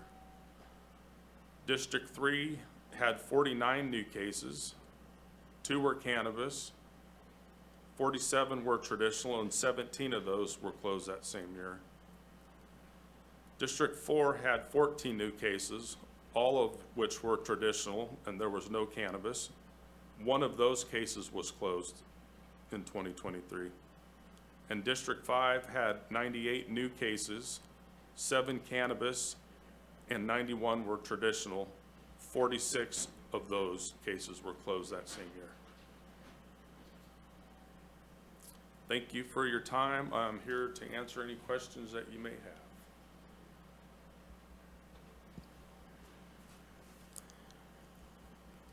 Supervisor Rowe? I have a question about the attachments. Just one of the acronyms wasn't identified and I couldn't figure it out. SWO? Stop work order. Stop work order. Thank you. Mm-hmm. Supervisor Madrone? Thanks for the report, Beck. Well, if McKinley was incorporated, we'd eliminate about 4/5 of our code enforcement problems for the county. That's one way to save money. Certainly lots of other issues with incorporation, but I would just note that the vast majority are in McKinleyville. Also, across the county, many of the violations are people living in RVs. And if your RV's in an RV park, it's legal. But if the RV is on your personal property, you can't live in it, it's not legal.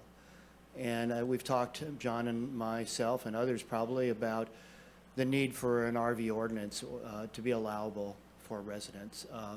I know they aren't, one of the issues is health and safety in that they're not really built for permanent or long-term residency. That's always been kind of a concern in terms of degassing and other kinds of things. But in these times of lack of housing, it certainly is something that is happening all over the county. And, in unincorporated areas, often they're parked on the street with an extension cord running across the sidewalk into the house. We saw that happen a lot during the pandemic in particular. And I know for myself, realizing that you're understaffed and, staffing's gone down, but the number of cases has gone up. I mean, you're doing an incredible job of dealing with and closing a lot of cases, but every day there's more cases, every week. I know there's more complaints and more cases.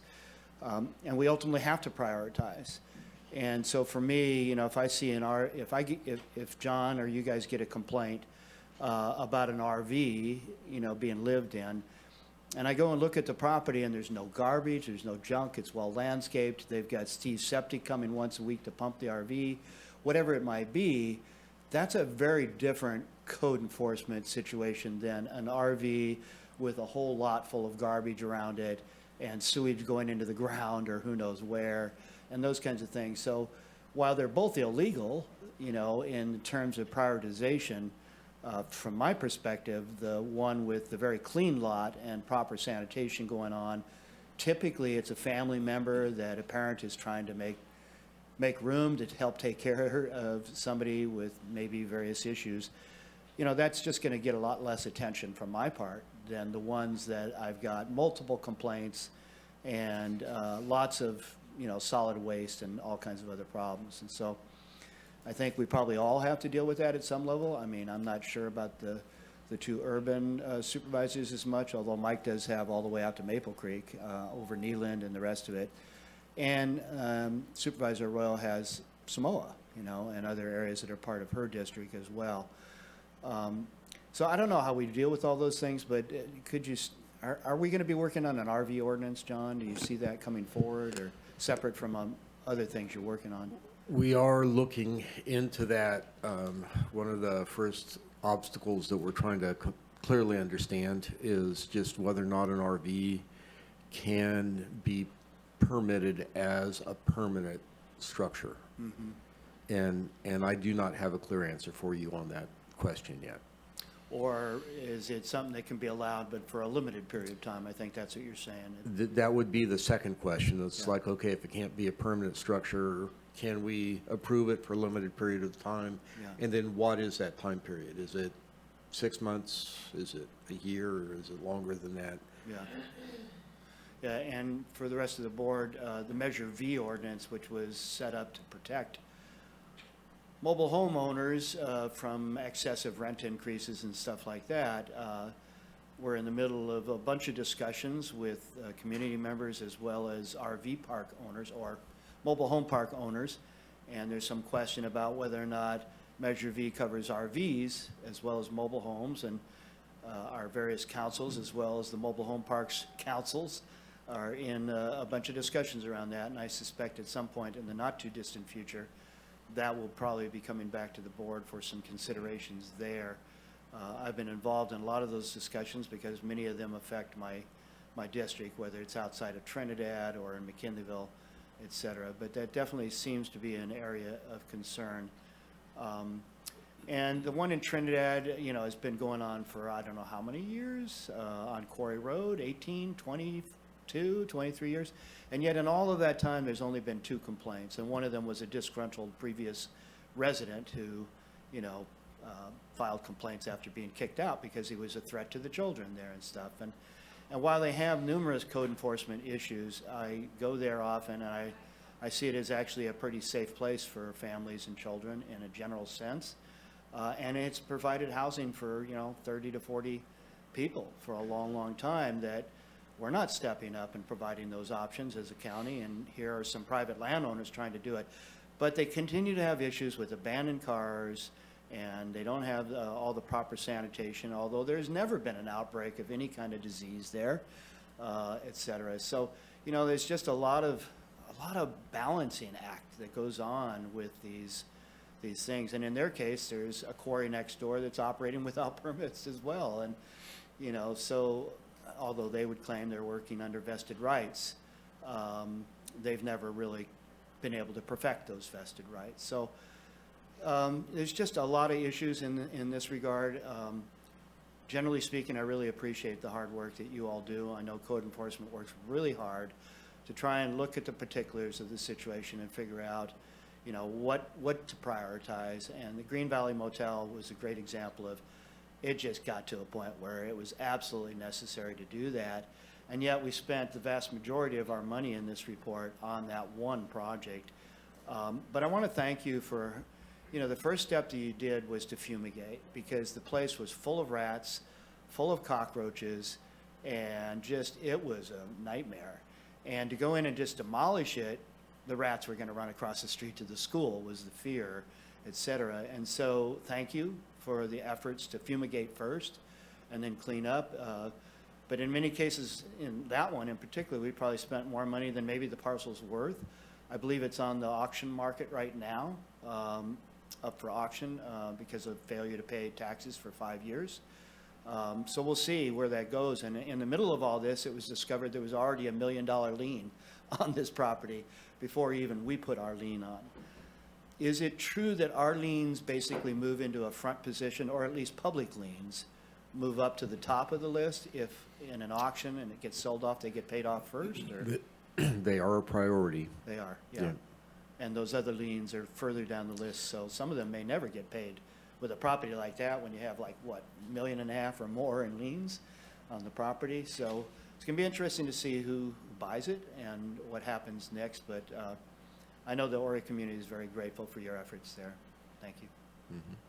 Thank you, Chair. Supervisor Wilson? John, I appreciate this. I mean, as you know, a lot of these properties are what we hear about the most. It is, they become the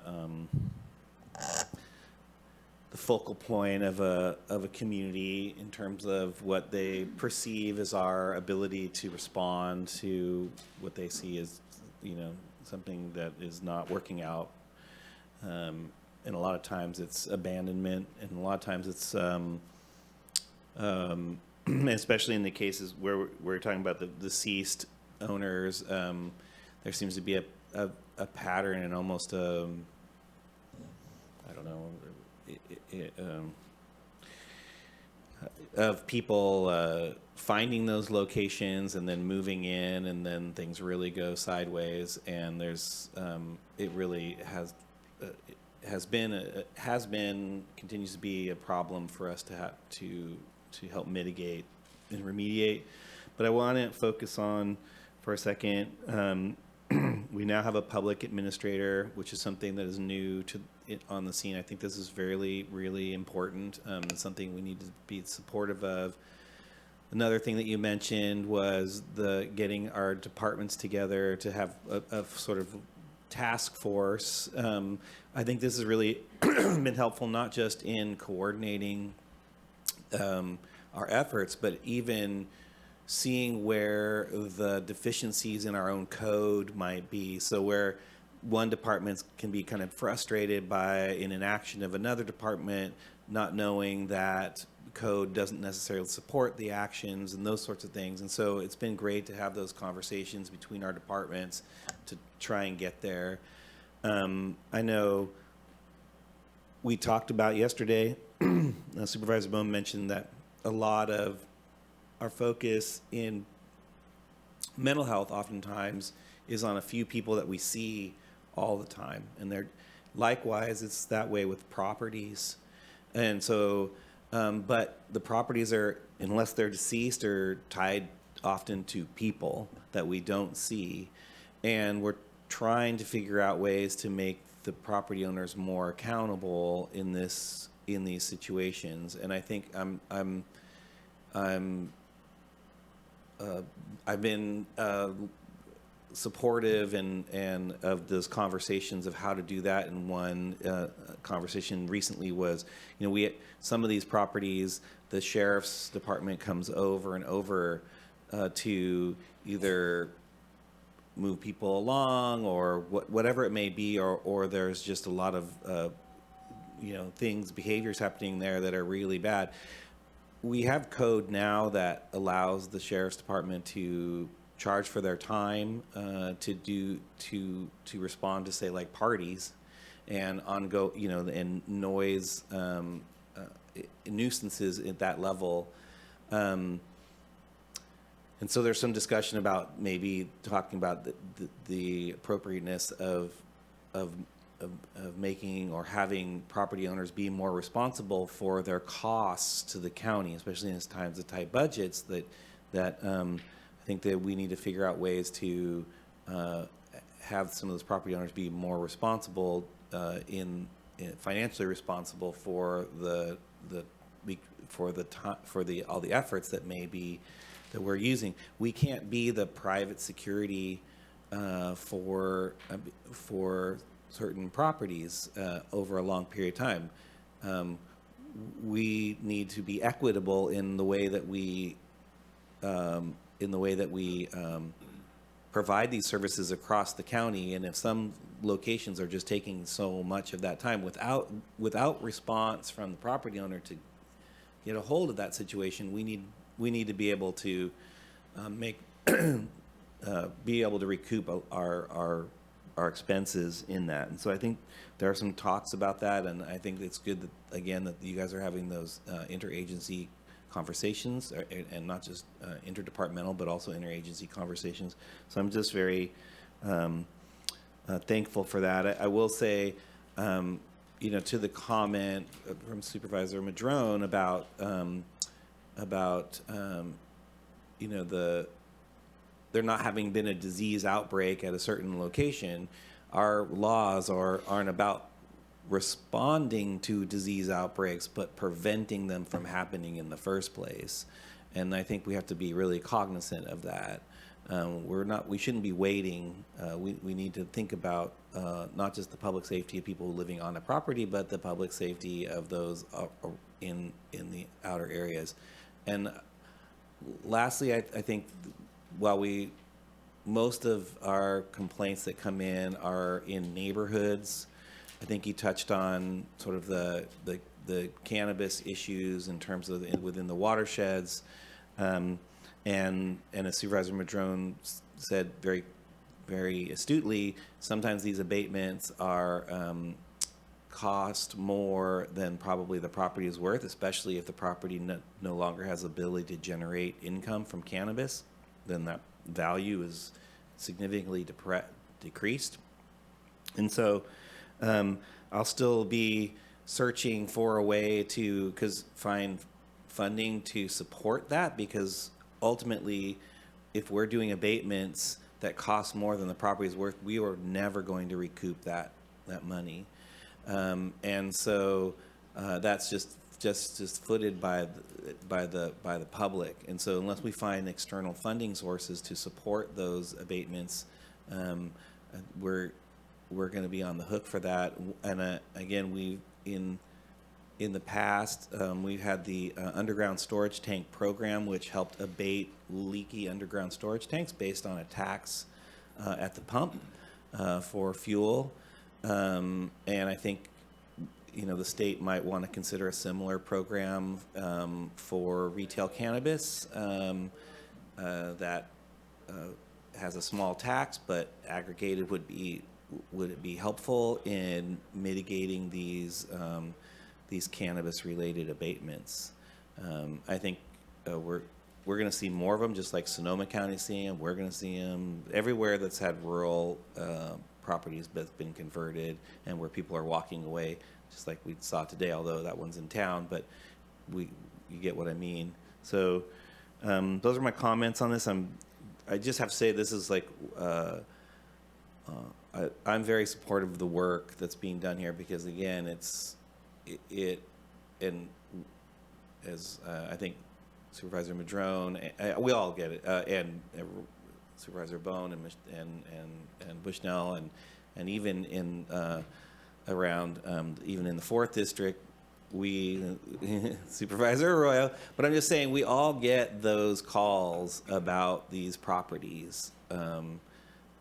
Some of us more than we get them for potholes, some of them just under that, but they're pretty much in that same space. It's just a lot, and it speaks to the community that we live in, and how we respect that and want to and help people help our communities clean up. So I appreciate this effort, and I appreciate you guys moving forward and the advancements we've made, even with the diminishing staff. I'm hoping we can get you more resources sometime in the future. Minor point of clarification, what I was saying yesterday was we didn't spend any time on the 4 or 5 individuals because they aren't causing harm to themselves or others, but they are the most visible we see, so people think our programs fail. And what I told the DHHS was you are very successful on taking care of so many people that the public doesn't see, but they think the programs are a failure because of the ones that are in their face. And the same 4 or 5 that we see every day, a couple of them on a regular basis. So appreciate the clarification. Yeah, just so, and I wanted to clarify the deceased part of it. What I want to know, John, is there something, 3 years? So you guys go in and abate it. and then we wait 3 years. You do know they've plied the plywood off, you know, most of these sites are dual sites, you know, triple, we've cleaned up triple. Humboldt Hill, we may need to take another run at Humboldt Hill again. We are. I understand, but do you understand, that's the third time. So, I mean, who's getting taken to the cleaners on that? And it's not gonna, you know, so we're gonna get that site back. But the problem being is, do we need to change anything up here to, because if they're not gonna clean it up in 12 months, and they're not gonna pay any of the fees in 12 months, they've pretty much committed to not paying for the next 2 years after that either. So if there's a way we can do that.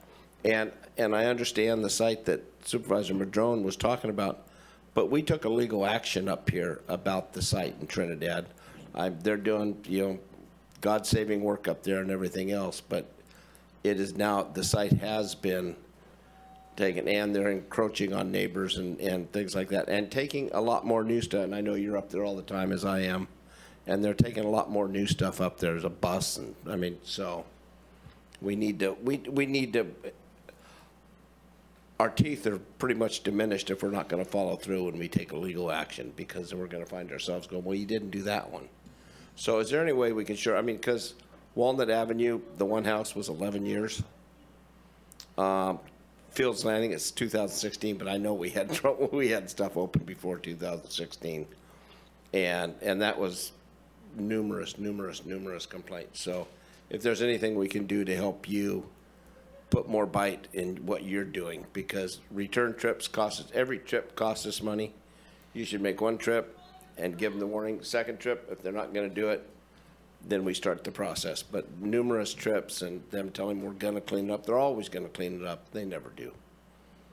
Very unlikely. So if there's anything we can put more tools in your tool bag to make this a little bit, Weiler Road, I mean, that was long and ongoing, and there's nice structures that live up there. So I think what we need to do is, what can we do to help you? And then we get in that position. I know you're shorthanded, but get down to that where you're not shorthanded, because we don't have as many of these still on the books. Because a lot of these are 3, 4, 5 years old. You're getting them cleaned up, but there's a lot more out there. So, you know, that are on the books that we're not. So let us know what you need. Thank you. And as far as the cannabis, John, there's more. What is there, 3 companies now that want to come in and clean up? They want to work with us and clean up sites, and then they'll clean up the sites, bill us back, and buy the property at a fair rate. And the big thing is I don't think they're trying to take advantage. They're going to put a price out there anybody will have a chance at. But I think they want to get their costs back, and then they're willing to buy the property. But obviously, we've always said we're going to have, you know, I've always heard we're going to have 1,000 sites on our hands. And do we have any on our hands yet? We don't. We're Okay. exploring 2 things right now. One is receiverships with some of those properties, and the receiver is interested in those properties because they have value. And secondly, there is a company, local nonprofit, that's interested in obtaining grants, partnering with the county to obtain grants to clean these properties up. And so Not making any more. What's that? Will Rogers says we're not making any more. Yeah. So one of the things I do want to say, we are expanding our tool belt, and we are using different vehicles to bring about enforcement. And one of the other things that frankly we're changing is just the overall approach. I mean, just to be blunt, we're finding that constant pressure on property owners is the way that things get done. You can't just send them a letter and hope that they're going to deal with it if you're not talking to them almost every day and in their face. It sounds kind of blunt, but that's where the change gets made. Constant, full-blown pressure, yes, but repetitive, when, 3, 4, 5, 6, 7 visits, that gets expensive and everything else. I mean, if there's no movement after the first 2 visits, then let's get them moving. The other thing is are your people allowed to open a case if they see it? In the past, they couldn't open a case unless they got a complaint. Are you able to drive by a house and go, oh my God, I'm glad that's not in my neighborhood, and put it on the books or open the case, or do you have to get a call from? For junk houses, we're still really complaint-driven. I mean, that was not something that the board gave us authorization to be proactive about.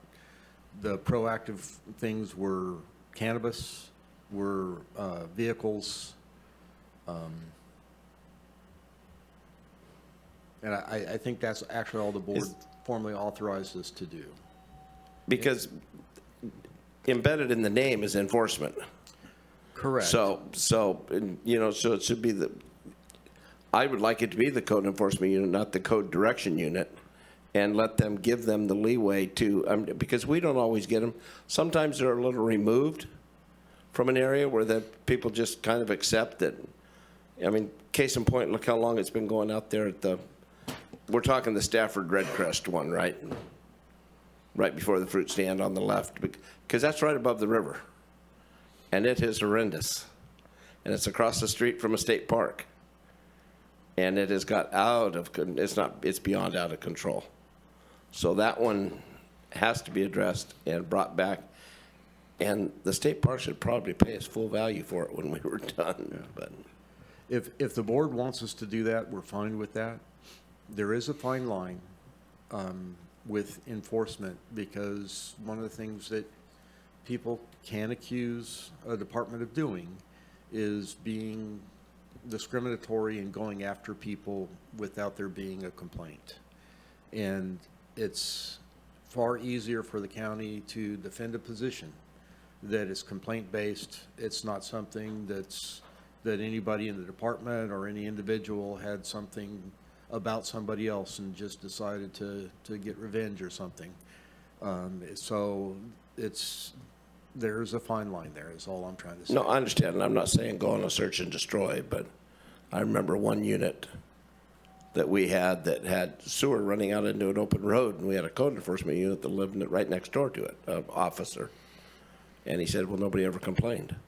So anyway, I'd like to give you a little leeway. I mean, I don't want you to be hard-nosed or anything like that, but it's just that's another tool in your belt. Supervisor Rowe? We've talked before about, I guess using the tool of receivership more. You mentioned it as part of the presentation, but I was wondering if you could elaborate on how that will, how you envision that playing in the future. Well, one of the things we like about receiverships, number one, is that it doesn't require the county to do an abatement.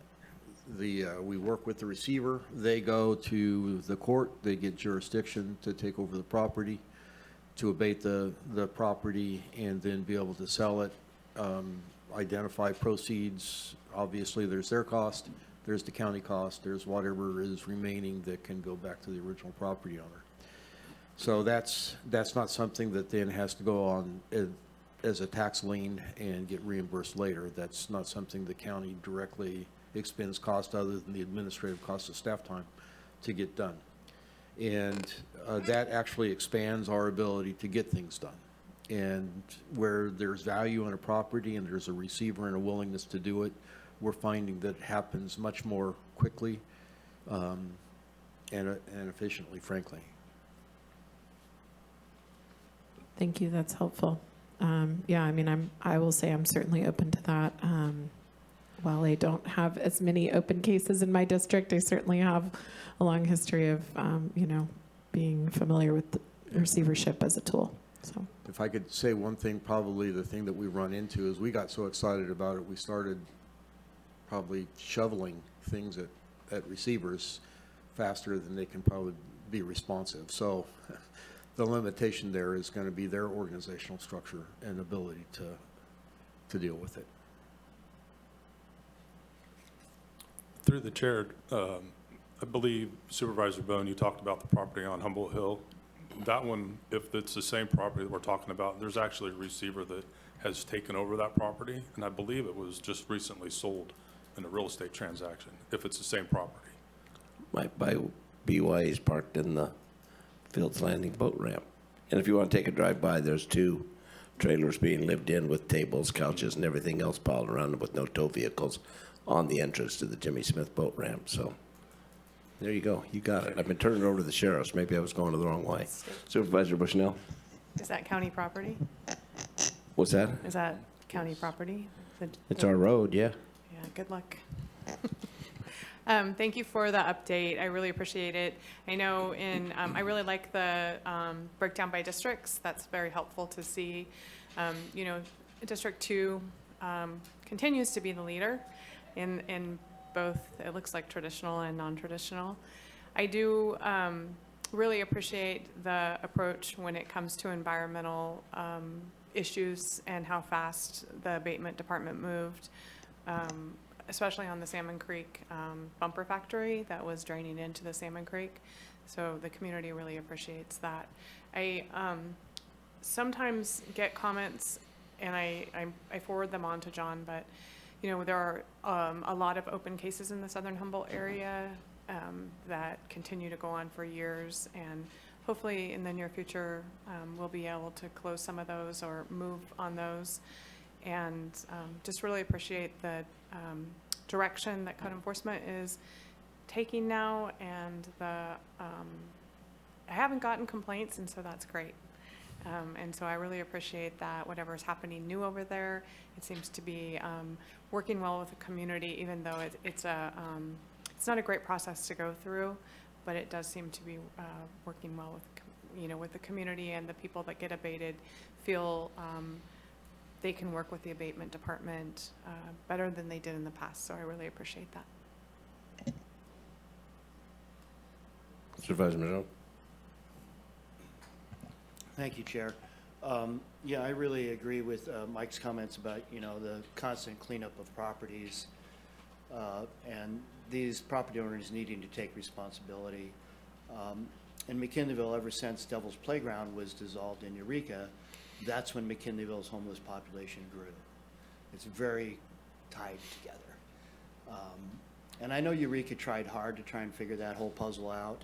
It was not easy. Frankly, it probably would have been better just to bring services and sanitation, everything right there, because what we've done now is dispersed it all over the place. So pretty much any wooded area in McKinleyville has homeless camps. And I get calls constantly from the neighbors, very upset about it, very concerned for the safety of their children and the perception of danger. And in real cases, some cases, real danger, you know, from folks doing drugs and other kinds of things. Not that all homeless people are, because many of them are just down on their luck, and we don't have enough housing and all these other things. And, you know, cost of living are so high that it's hard to cover everything. So they end up homeless. But we do end up spending a lot of money on sheriff's time, going and moving people around. Doesn't solve hardly anything. And we clean up the same places. When we do the trash bashes in McKinleyville, we're pretty much going into the same private properties over and over again. And sometimes it's 3 feet deep in debris and materials and huge health and safety hazards. And often these wooded areas are riparian areas. So we have the environmental hazard issues that are happening there with our waterways as well. So that's certainly a subject of conversation. You know, in trying to solve this problem, we've created a number of ordinances for sanctioned camps, and we're working on the tiny home village ordinances as we speak at the Planning Commission and such. But even though we've created all those, really Arcata House Partnership's the only entity that I'm aware of that's actually kind of done some of these things, whereas the county hasn't done any sanctioned camps, even though we have an ordinance that might allow it. And that's because, as I understand it, it kind of takes a nonprofit basically to step up and be willing to partner with the county on doing programs like Arcata House does, or Betty Chin. And then of course AHA has the shower caravan they try to bring around to various places and stuff. But the funding for these things is now decreased, again, thanks to Proposition 1. There's going to be less money for preventative stuff. There's a lot of talk about that at the Behavioral Health Board and other places, but no easy solutions there. And in McKinleyville, I try to explain to people, well, you've got these problems in your neighborhood already. What if we developed a sanctioned camp at one of the big churches that has a massive empty, you know, parking lot nearby? And we created a sanctioned camp with services and 24/7 management and, showers and dumpsters and other amenities. And we can actually bring people services, because when they're in the woods, it's almost impossible to bring services to people. And I get people to kind of a lukewarm position of like, I don't know, maybe, but it is so hard with the NIMBYism and other things to actually utilize these ordinances and make something happen. And as I said, in some cases, you have private property owners that are stepping up and trying to do it. In southern Humboldt, there's been a few that have offered properties, and of course, Yeehaw is one of the more famous ones, in northern Humboldt on Quarry Road. I just met with the residents there last Sunday for 3 hours, and once again, I said, you're going to continue to have this cloud over your head of potentially abatement and everybody having to move out if you don't get control of your situation. And even if they do clean up the car issues and other things, they still have too many residences based on zoning. You can only have 2 residences. So that issue exists, but if they could, and they've made a lot of progress on removing abandoned cars, but then they keep showing up because Charles allows a lot of people to come there, and when they come, the vehicle's working. Pretty quickly it's not, or it doesn't become registered, or any number of things. So that's an ongoing issue. As far as sanitation, when I mentioned nobody's ever had a disease outbreak, that's an interesting issue because they don't have any pit privies. What they have is barrel privies, right? And there is absolutely the possibility of catching disease if you're not washing your hands and doing other kinds of things and stuff. They have 1 state-of-the-art compost privy, and they have 2 septic systems on the property. So they do have sanitation, and none of the illegal sanitation situations are in-the-ground pit privies that are polluting the water supplies, the creeks and the rest of it. Whereas next door, there have been violations of pollution to the water supplies in the area from the quarry. And so, it's a complicated issue, and I will say that just because you're on a septic system doesn't mean there isn't pollution to the water supply. All the cities, pretty much, you've got to be on the sewer system. I believe that's pretty much a requirement if you live within a municipality. But in the unincorporated areas, it's primarily septic systems.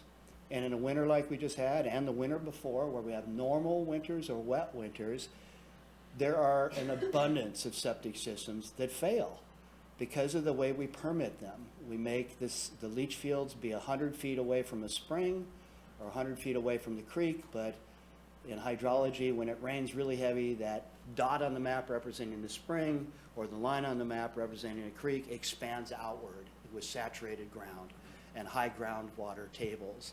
And so then those septic systems are leaching right into the creeks and the springs. I've had that happen from a neighbor who worked for the county for years and pushed the system right on top of my springs, and I've talked about that before.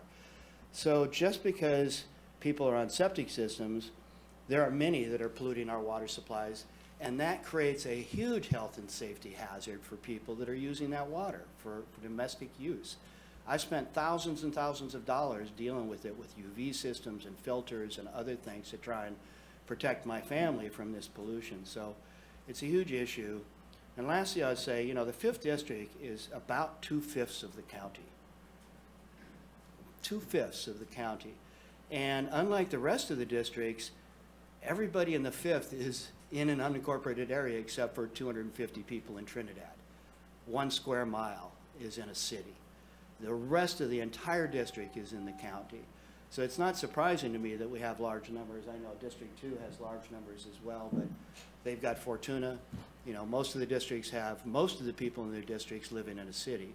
So the 5th is unique in that way and has lots of different issues. But I've talked about these things before, and I don't know what we do about the failing septic systems issues. Frankly, I think it's a CEQA violation to even allow it. But regardless, it is happening. And so it's not just, a camp like Yeehaw that has issues. Homes have issues with failing septic systems. And I confirmed this with Mario Carlson a few months ago that, yes, this winter there was reports of many, hundreds and hundreds, if not thousands, of failed septic systems that are built too close to streams and too close to springs. And the solution there is to have mound systems, right? That's what we typically do When we have high water tables that could be polluted, then we require, a mound system with pretreatment. That's, the standard solution to high groundwater tables or clay hard pans and things like that. So I think we have a long way to go in terms of protecting the environment and health and safety for people in regards to where that pollution comes from. But again, that's not really on your radar in code enforcement, right? It's just kind of an outstanding issue out there. Anyway. All right. Supervisor Arroyo, then Bushnell.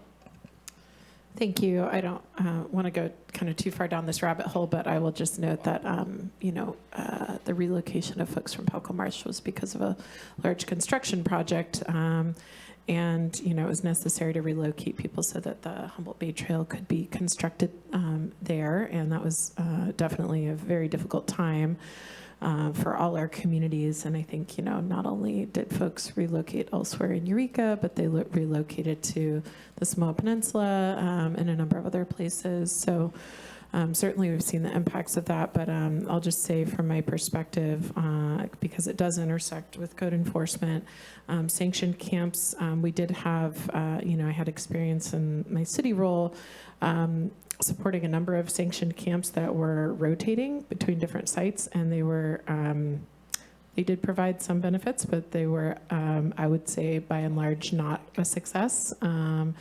So I would be open to supporting something like that in the future should we find a really significant funding stream for it, because the attempt to just, I hear all the time in the community this idea of like, why not just designate land and throw a porta potty on there and some very basic facilities and call it good. And that was, not safe or sanitary. People couldn't meet their sanitary needs.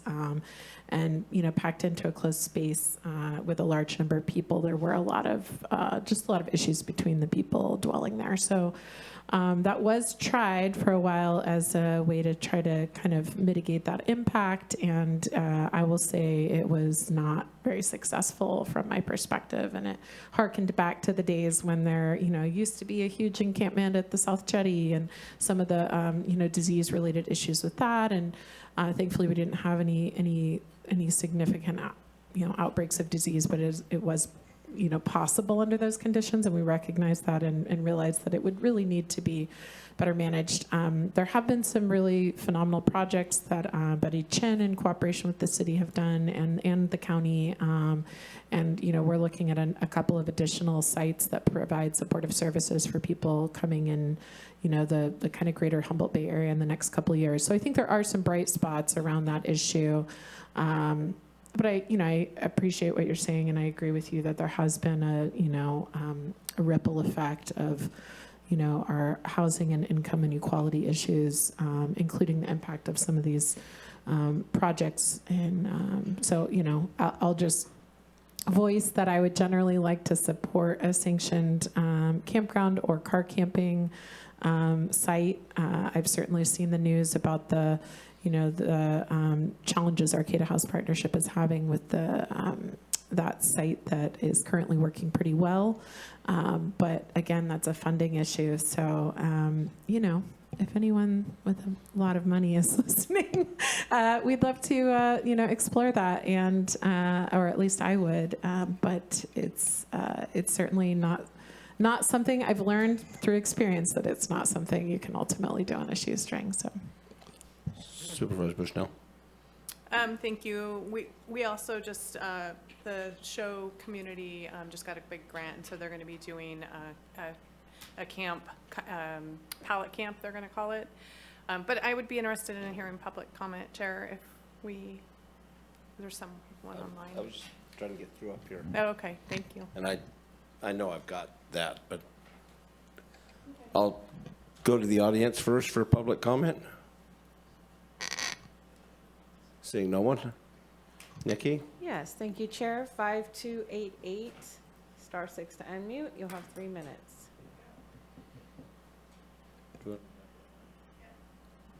Last topic of the day. I had the pleasure of working with with Warren Black out here in Blue Lake on one of the projects out here.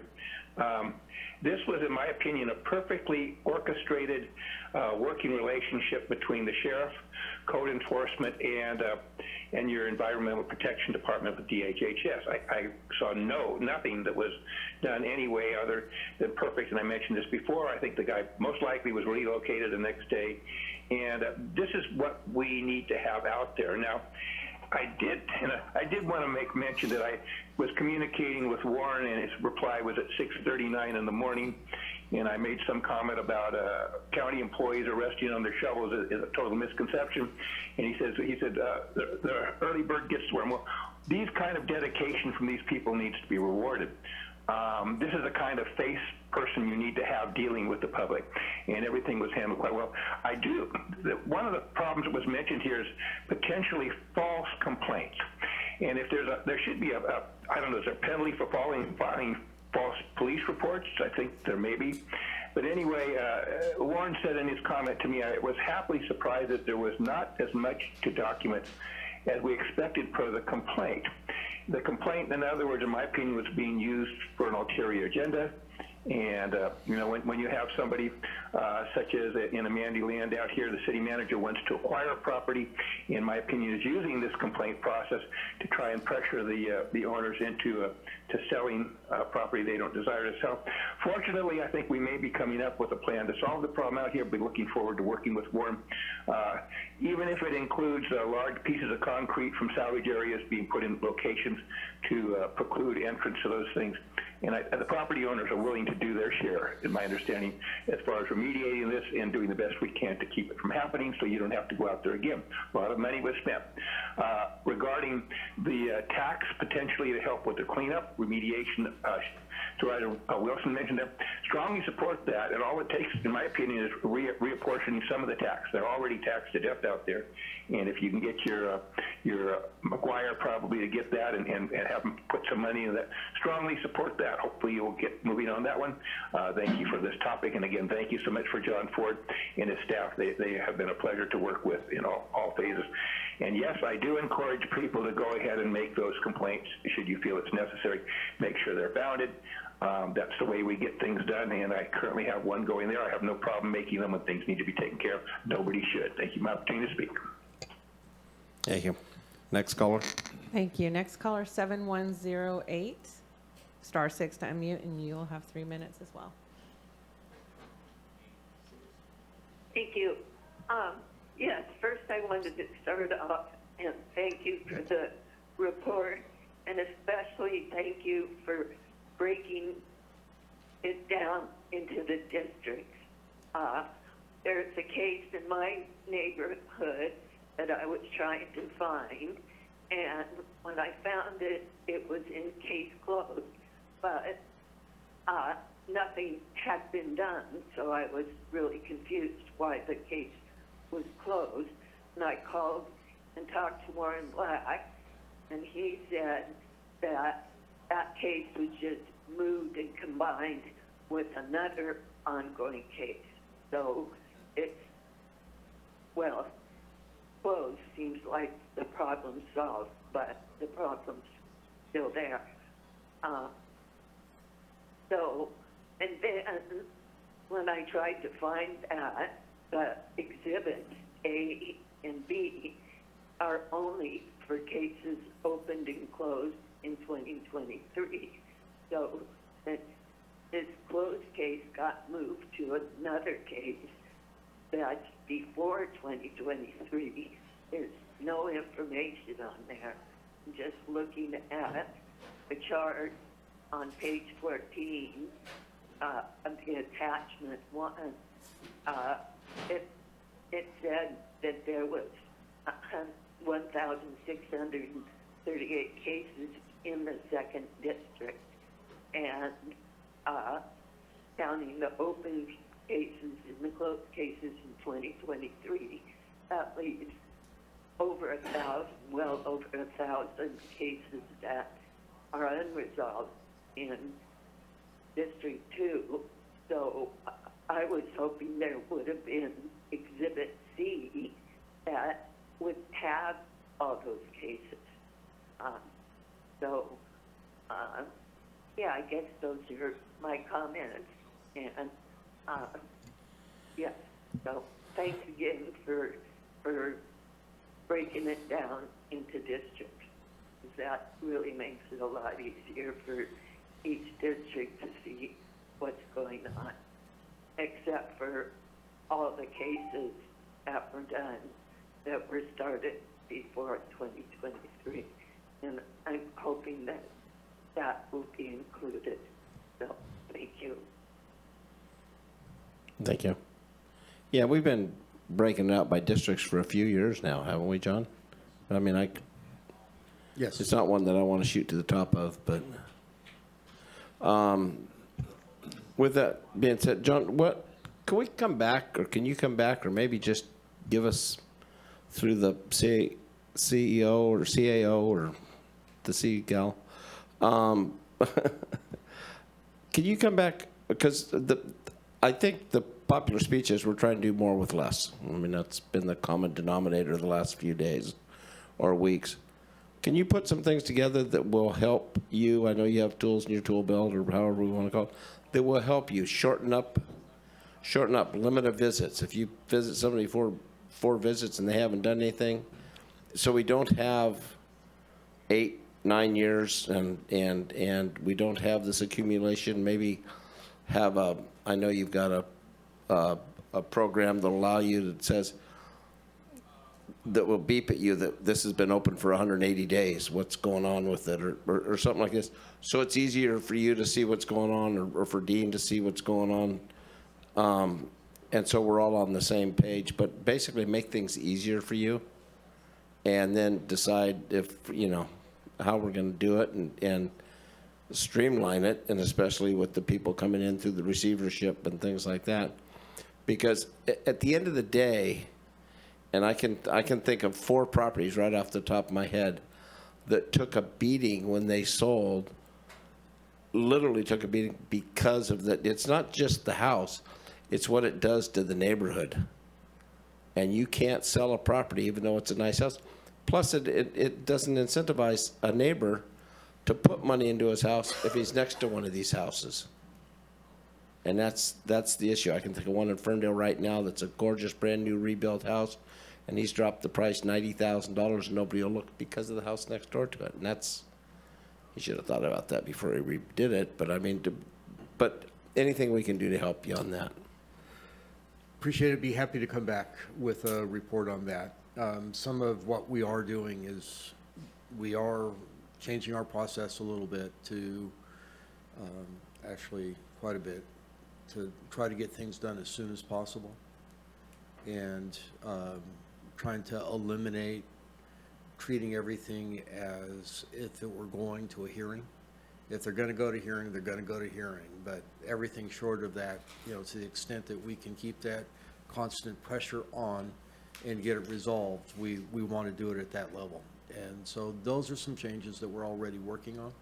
But be happy to come back and give you a report on that. And I understand housing is a big part of it, and I'm thankful for people that, are providing housing, collecting the rent and everything else, and at these places that need housing. But at the end of the day, it's kind of, we have these in place for a reason. Mm-hmm. And they're supposed to be, it's like shoplifting. I had to shoplift because I was hungry. It's not how it works, and so we need to provide, and we can blame it on whatever we do, but maybe there's grants out there that will bring this project up to except for zoning, and I don't know. So all locations, and as we clean these up, we need to.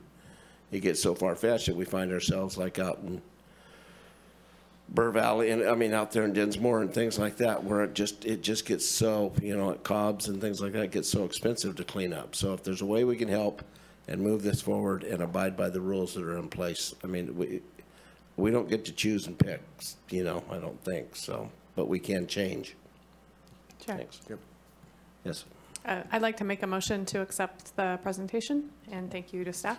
I'd like to second and speak to it just for a second, which is I know that so many times I spoke to this just for a moment before, which is that ordinances and policies that we have sometimes conflict, or we see interdepartmentally or even interagency wise. So I just want to, just want to encourage all of our departments to be open-minded, to look for changes in our ordinances and our policies that can help streamline these things, and please bring those back to us as soon as possible. Thank you. Supervisor Madrone.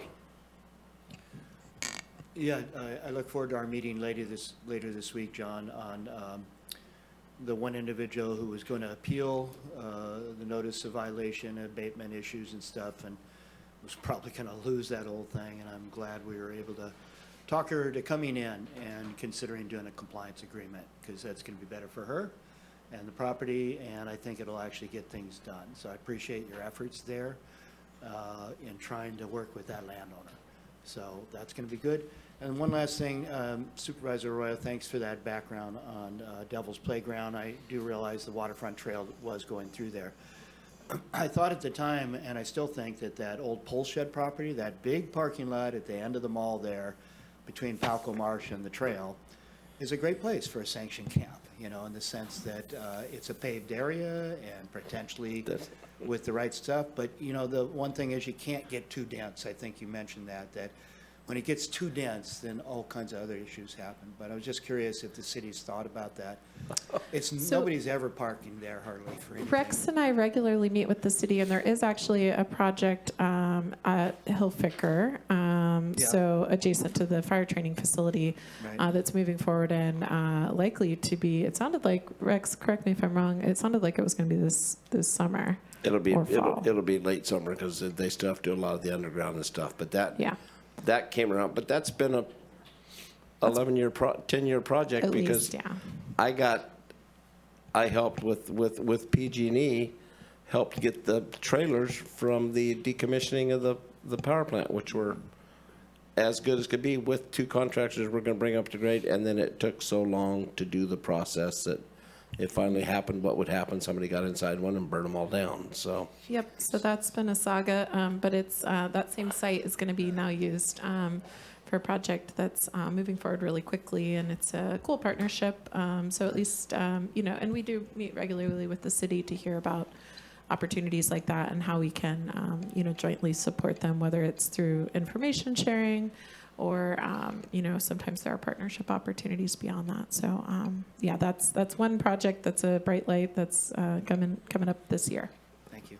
Government project just happened like no time at all. And Dean, congratulations. I don't know if you haven't been there quite a year yet, have you? September of last year. Yeah. So you're doing a good job. Welcome on your first report. We're not all that bad, are we? Don't listen to what you hear at home. All right. Ready for the vote? Yep. Okay, Chair Bohn? Yep. Supervisor Bushnell? Yes. Supervisor Wilson? Yep. Supervisor Arroyo? Yes. Supervisor Madrone? Yes. Thank you. Motion carries 5-0. Why don't we let the travelers travel and the rest of us go do what we got to do? Adjourned.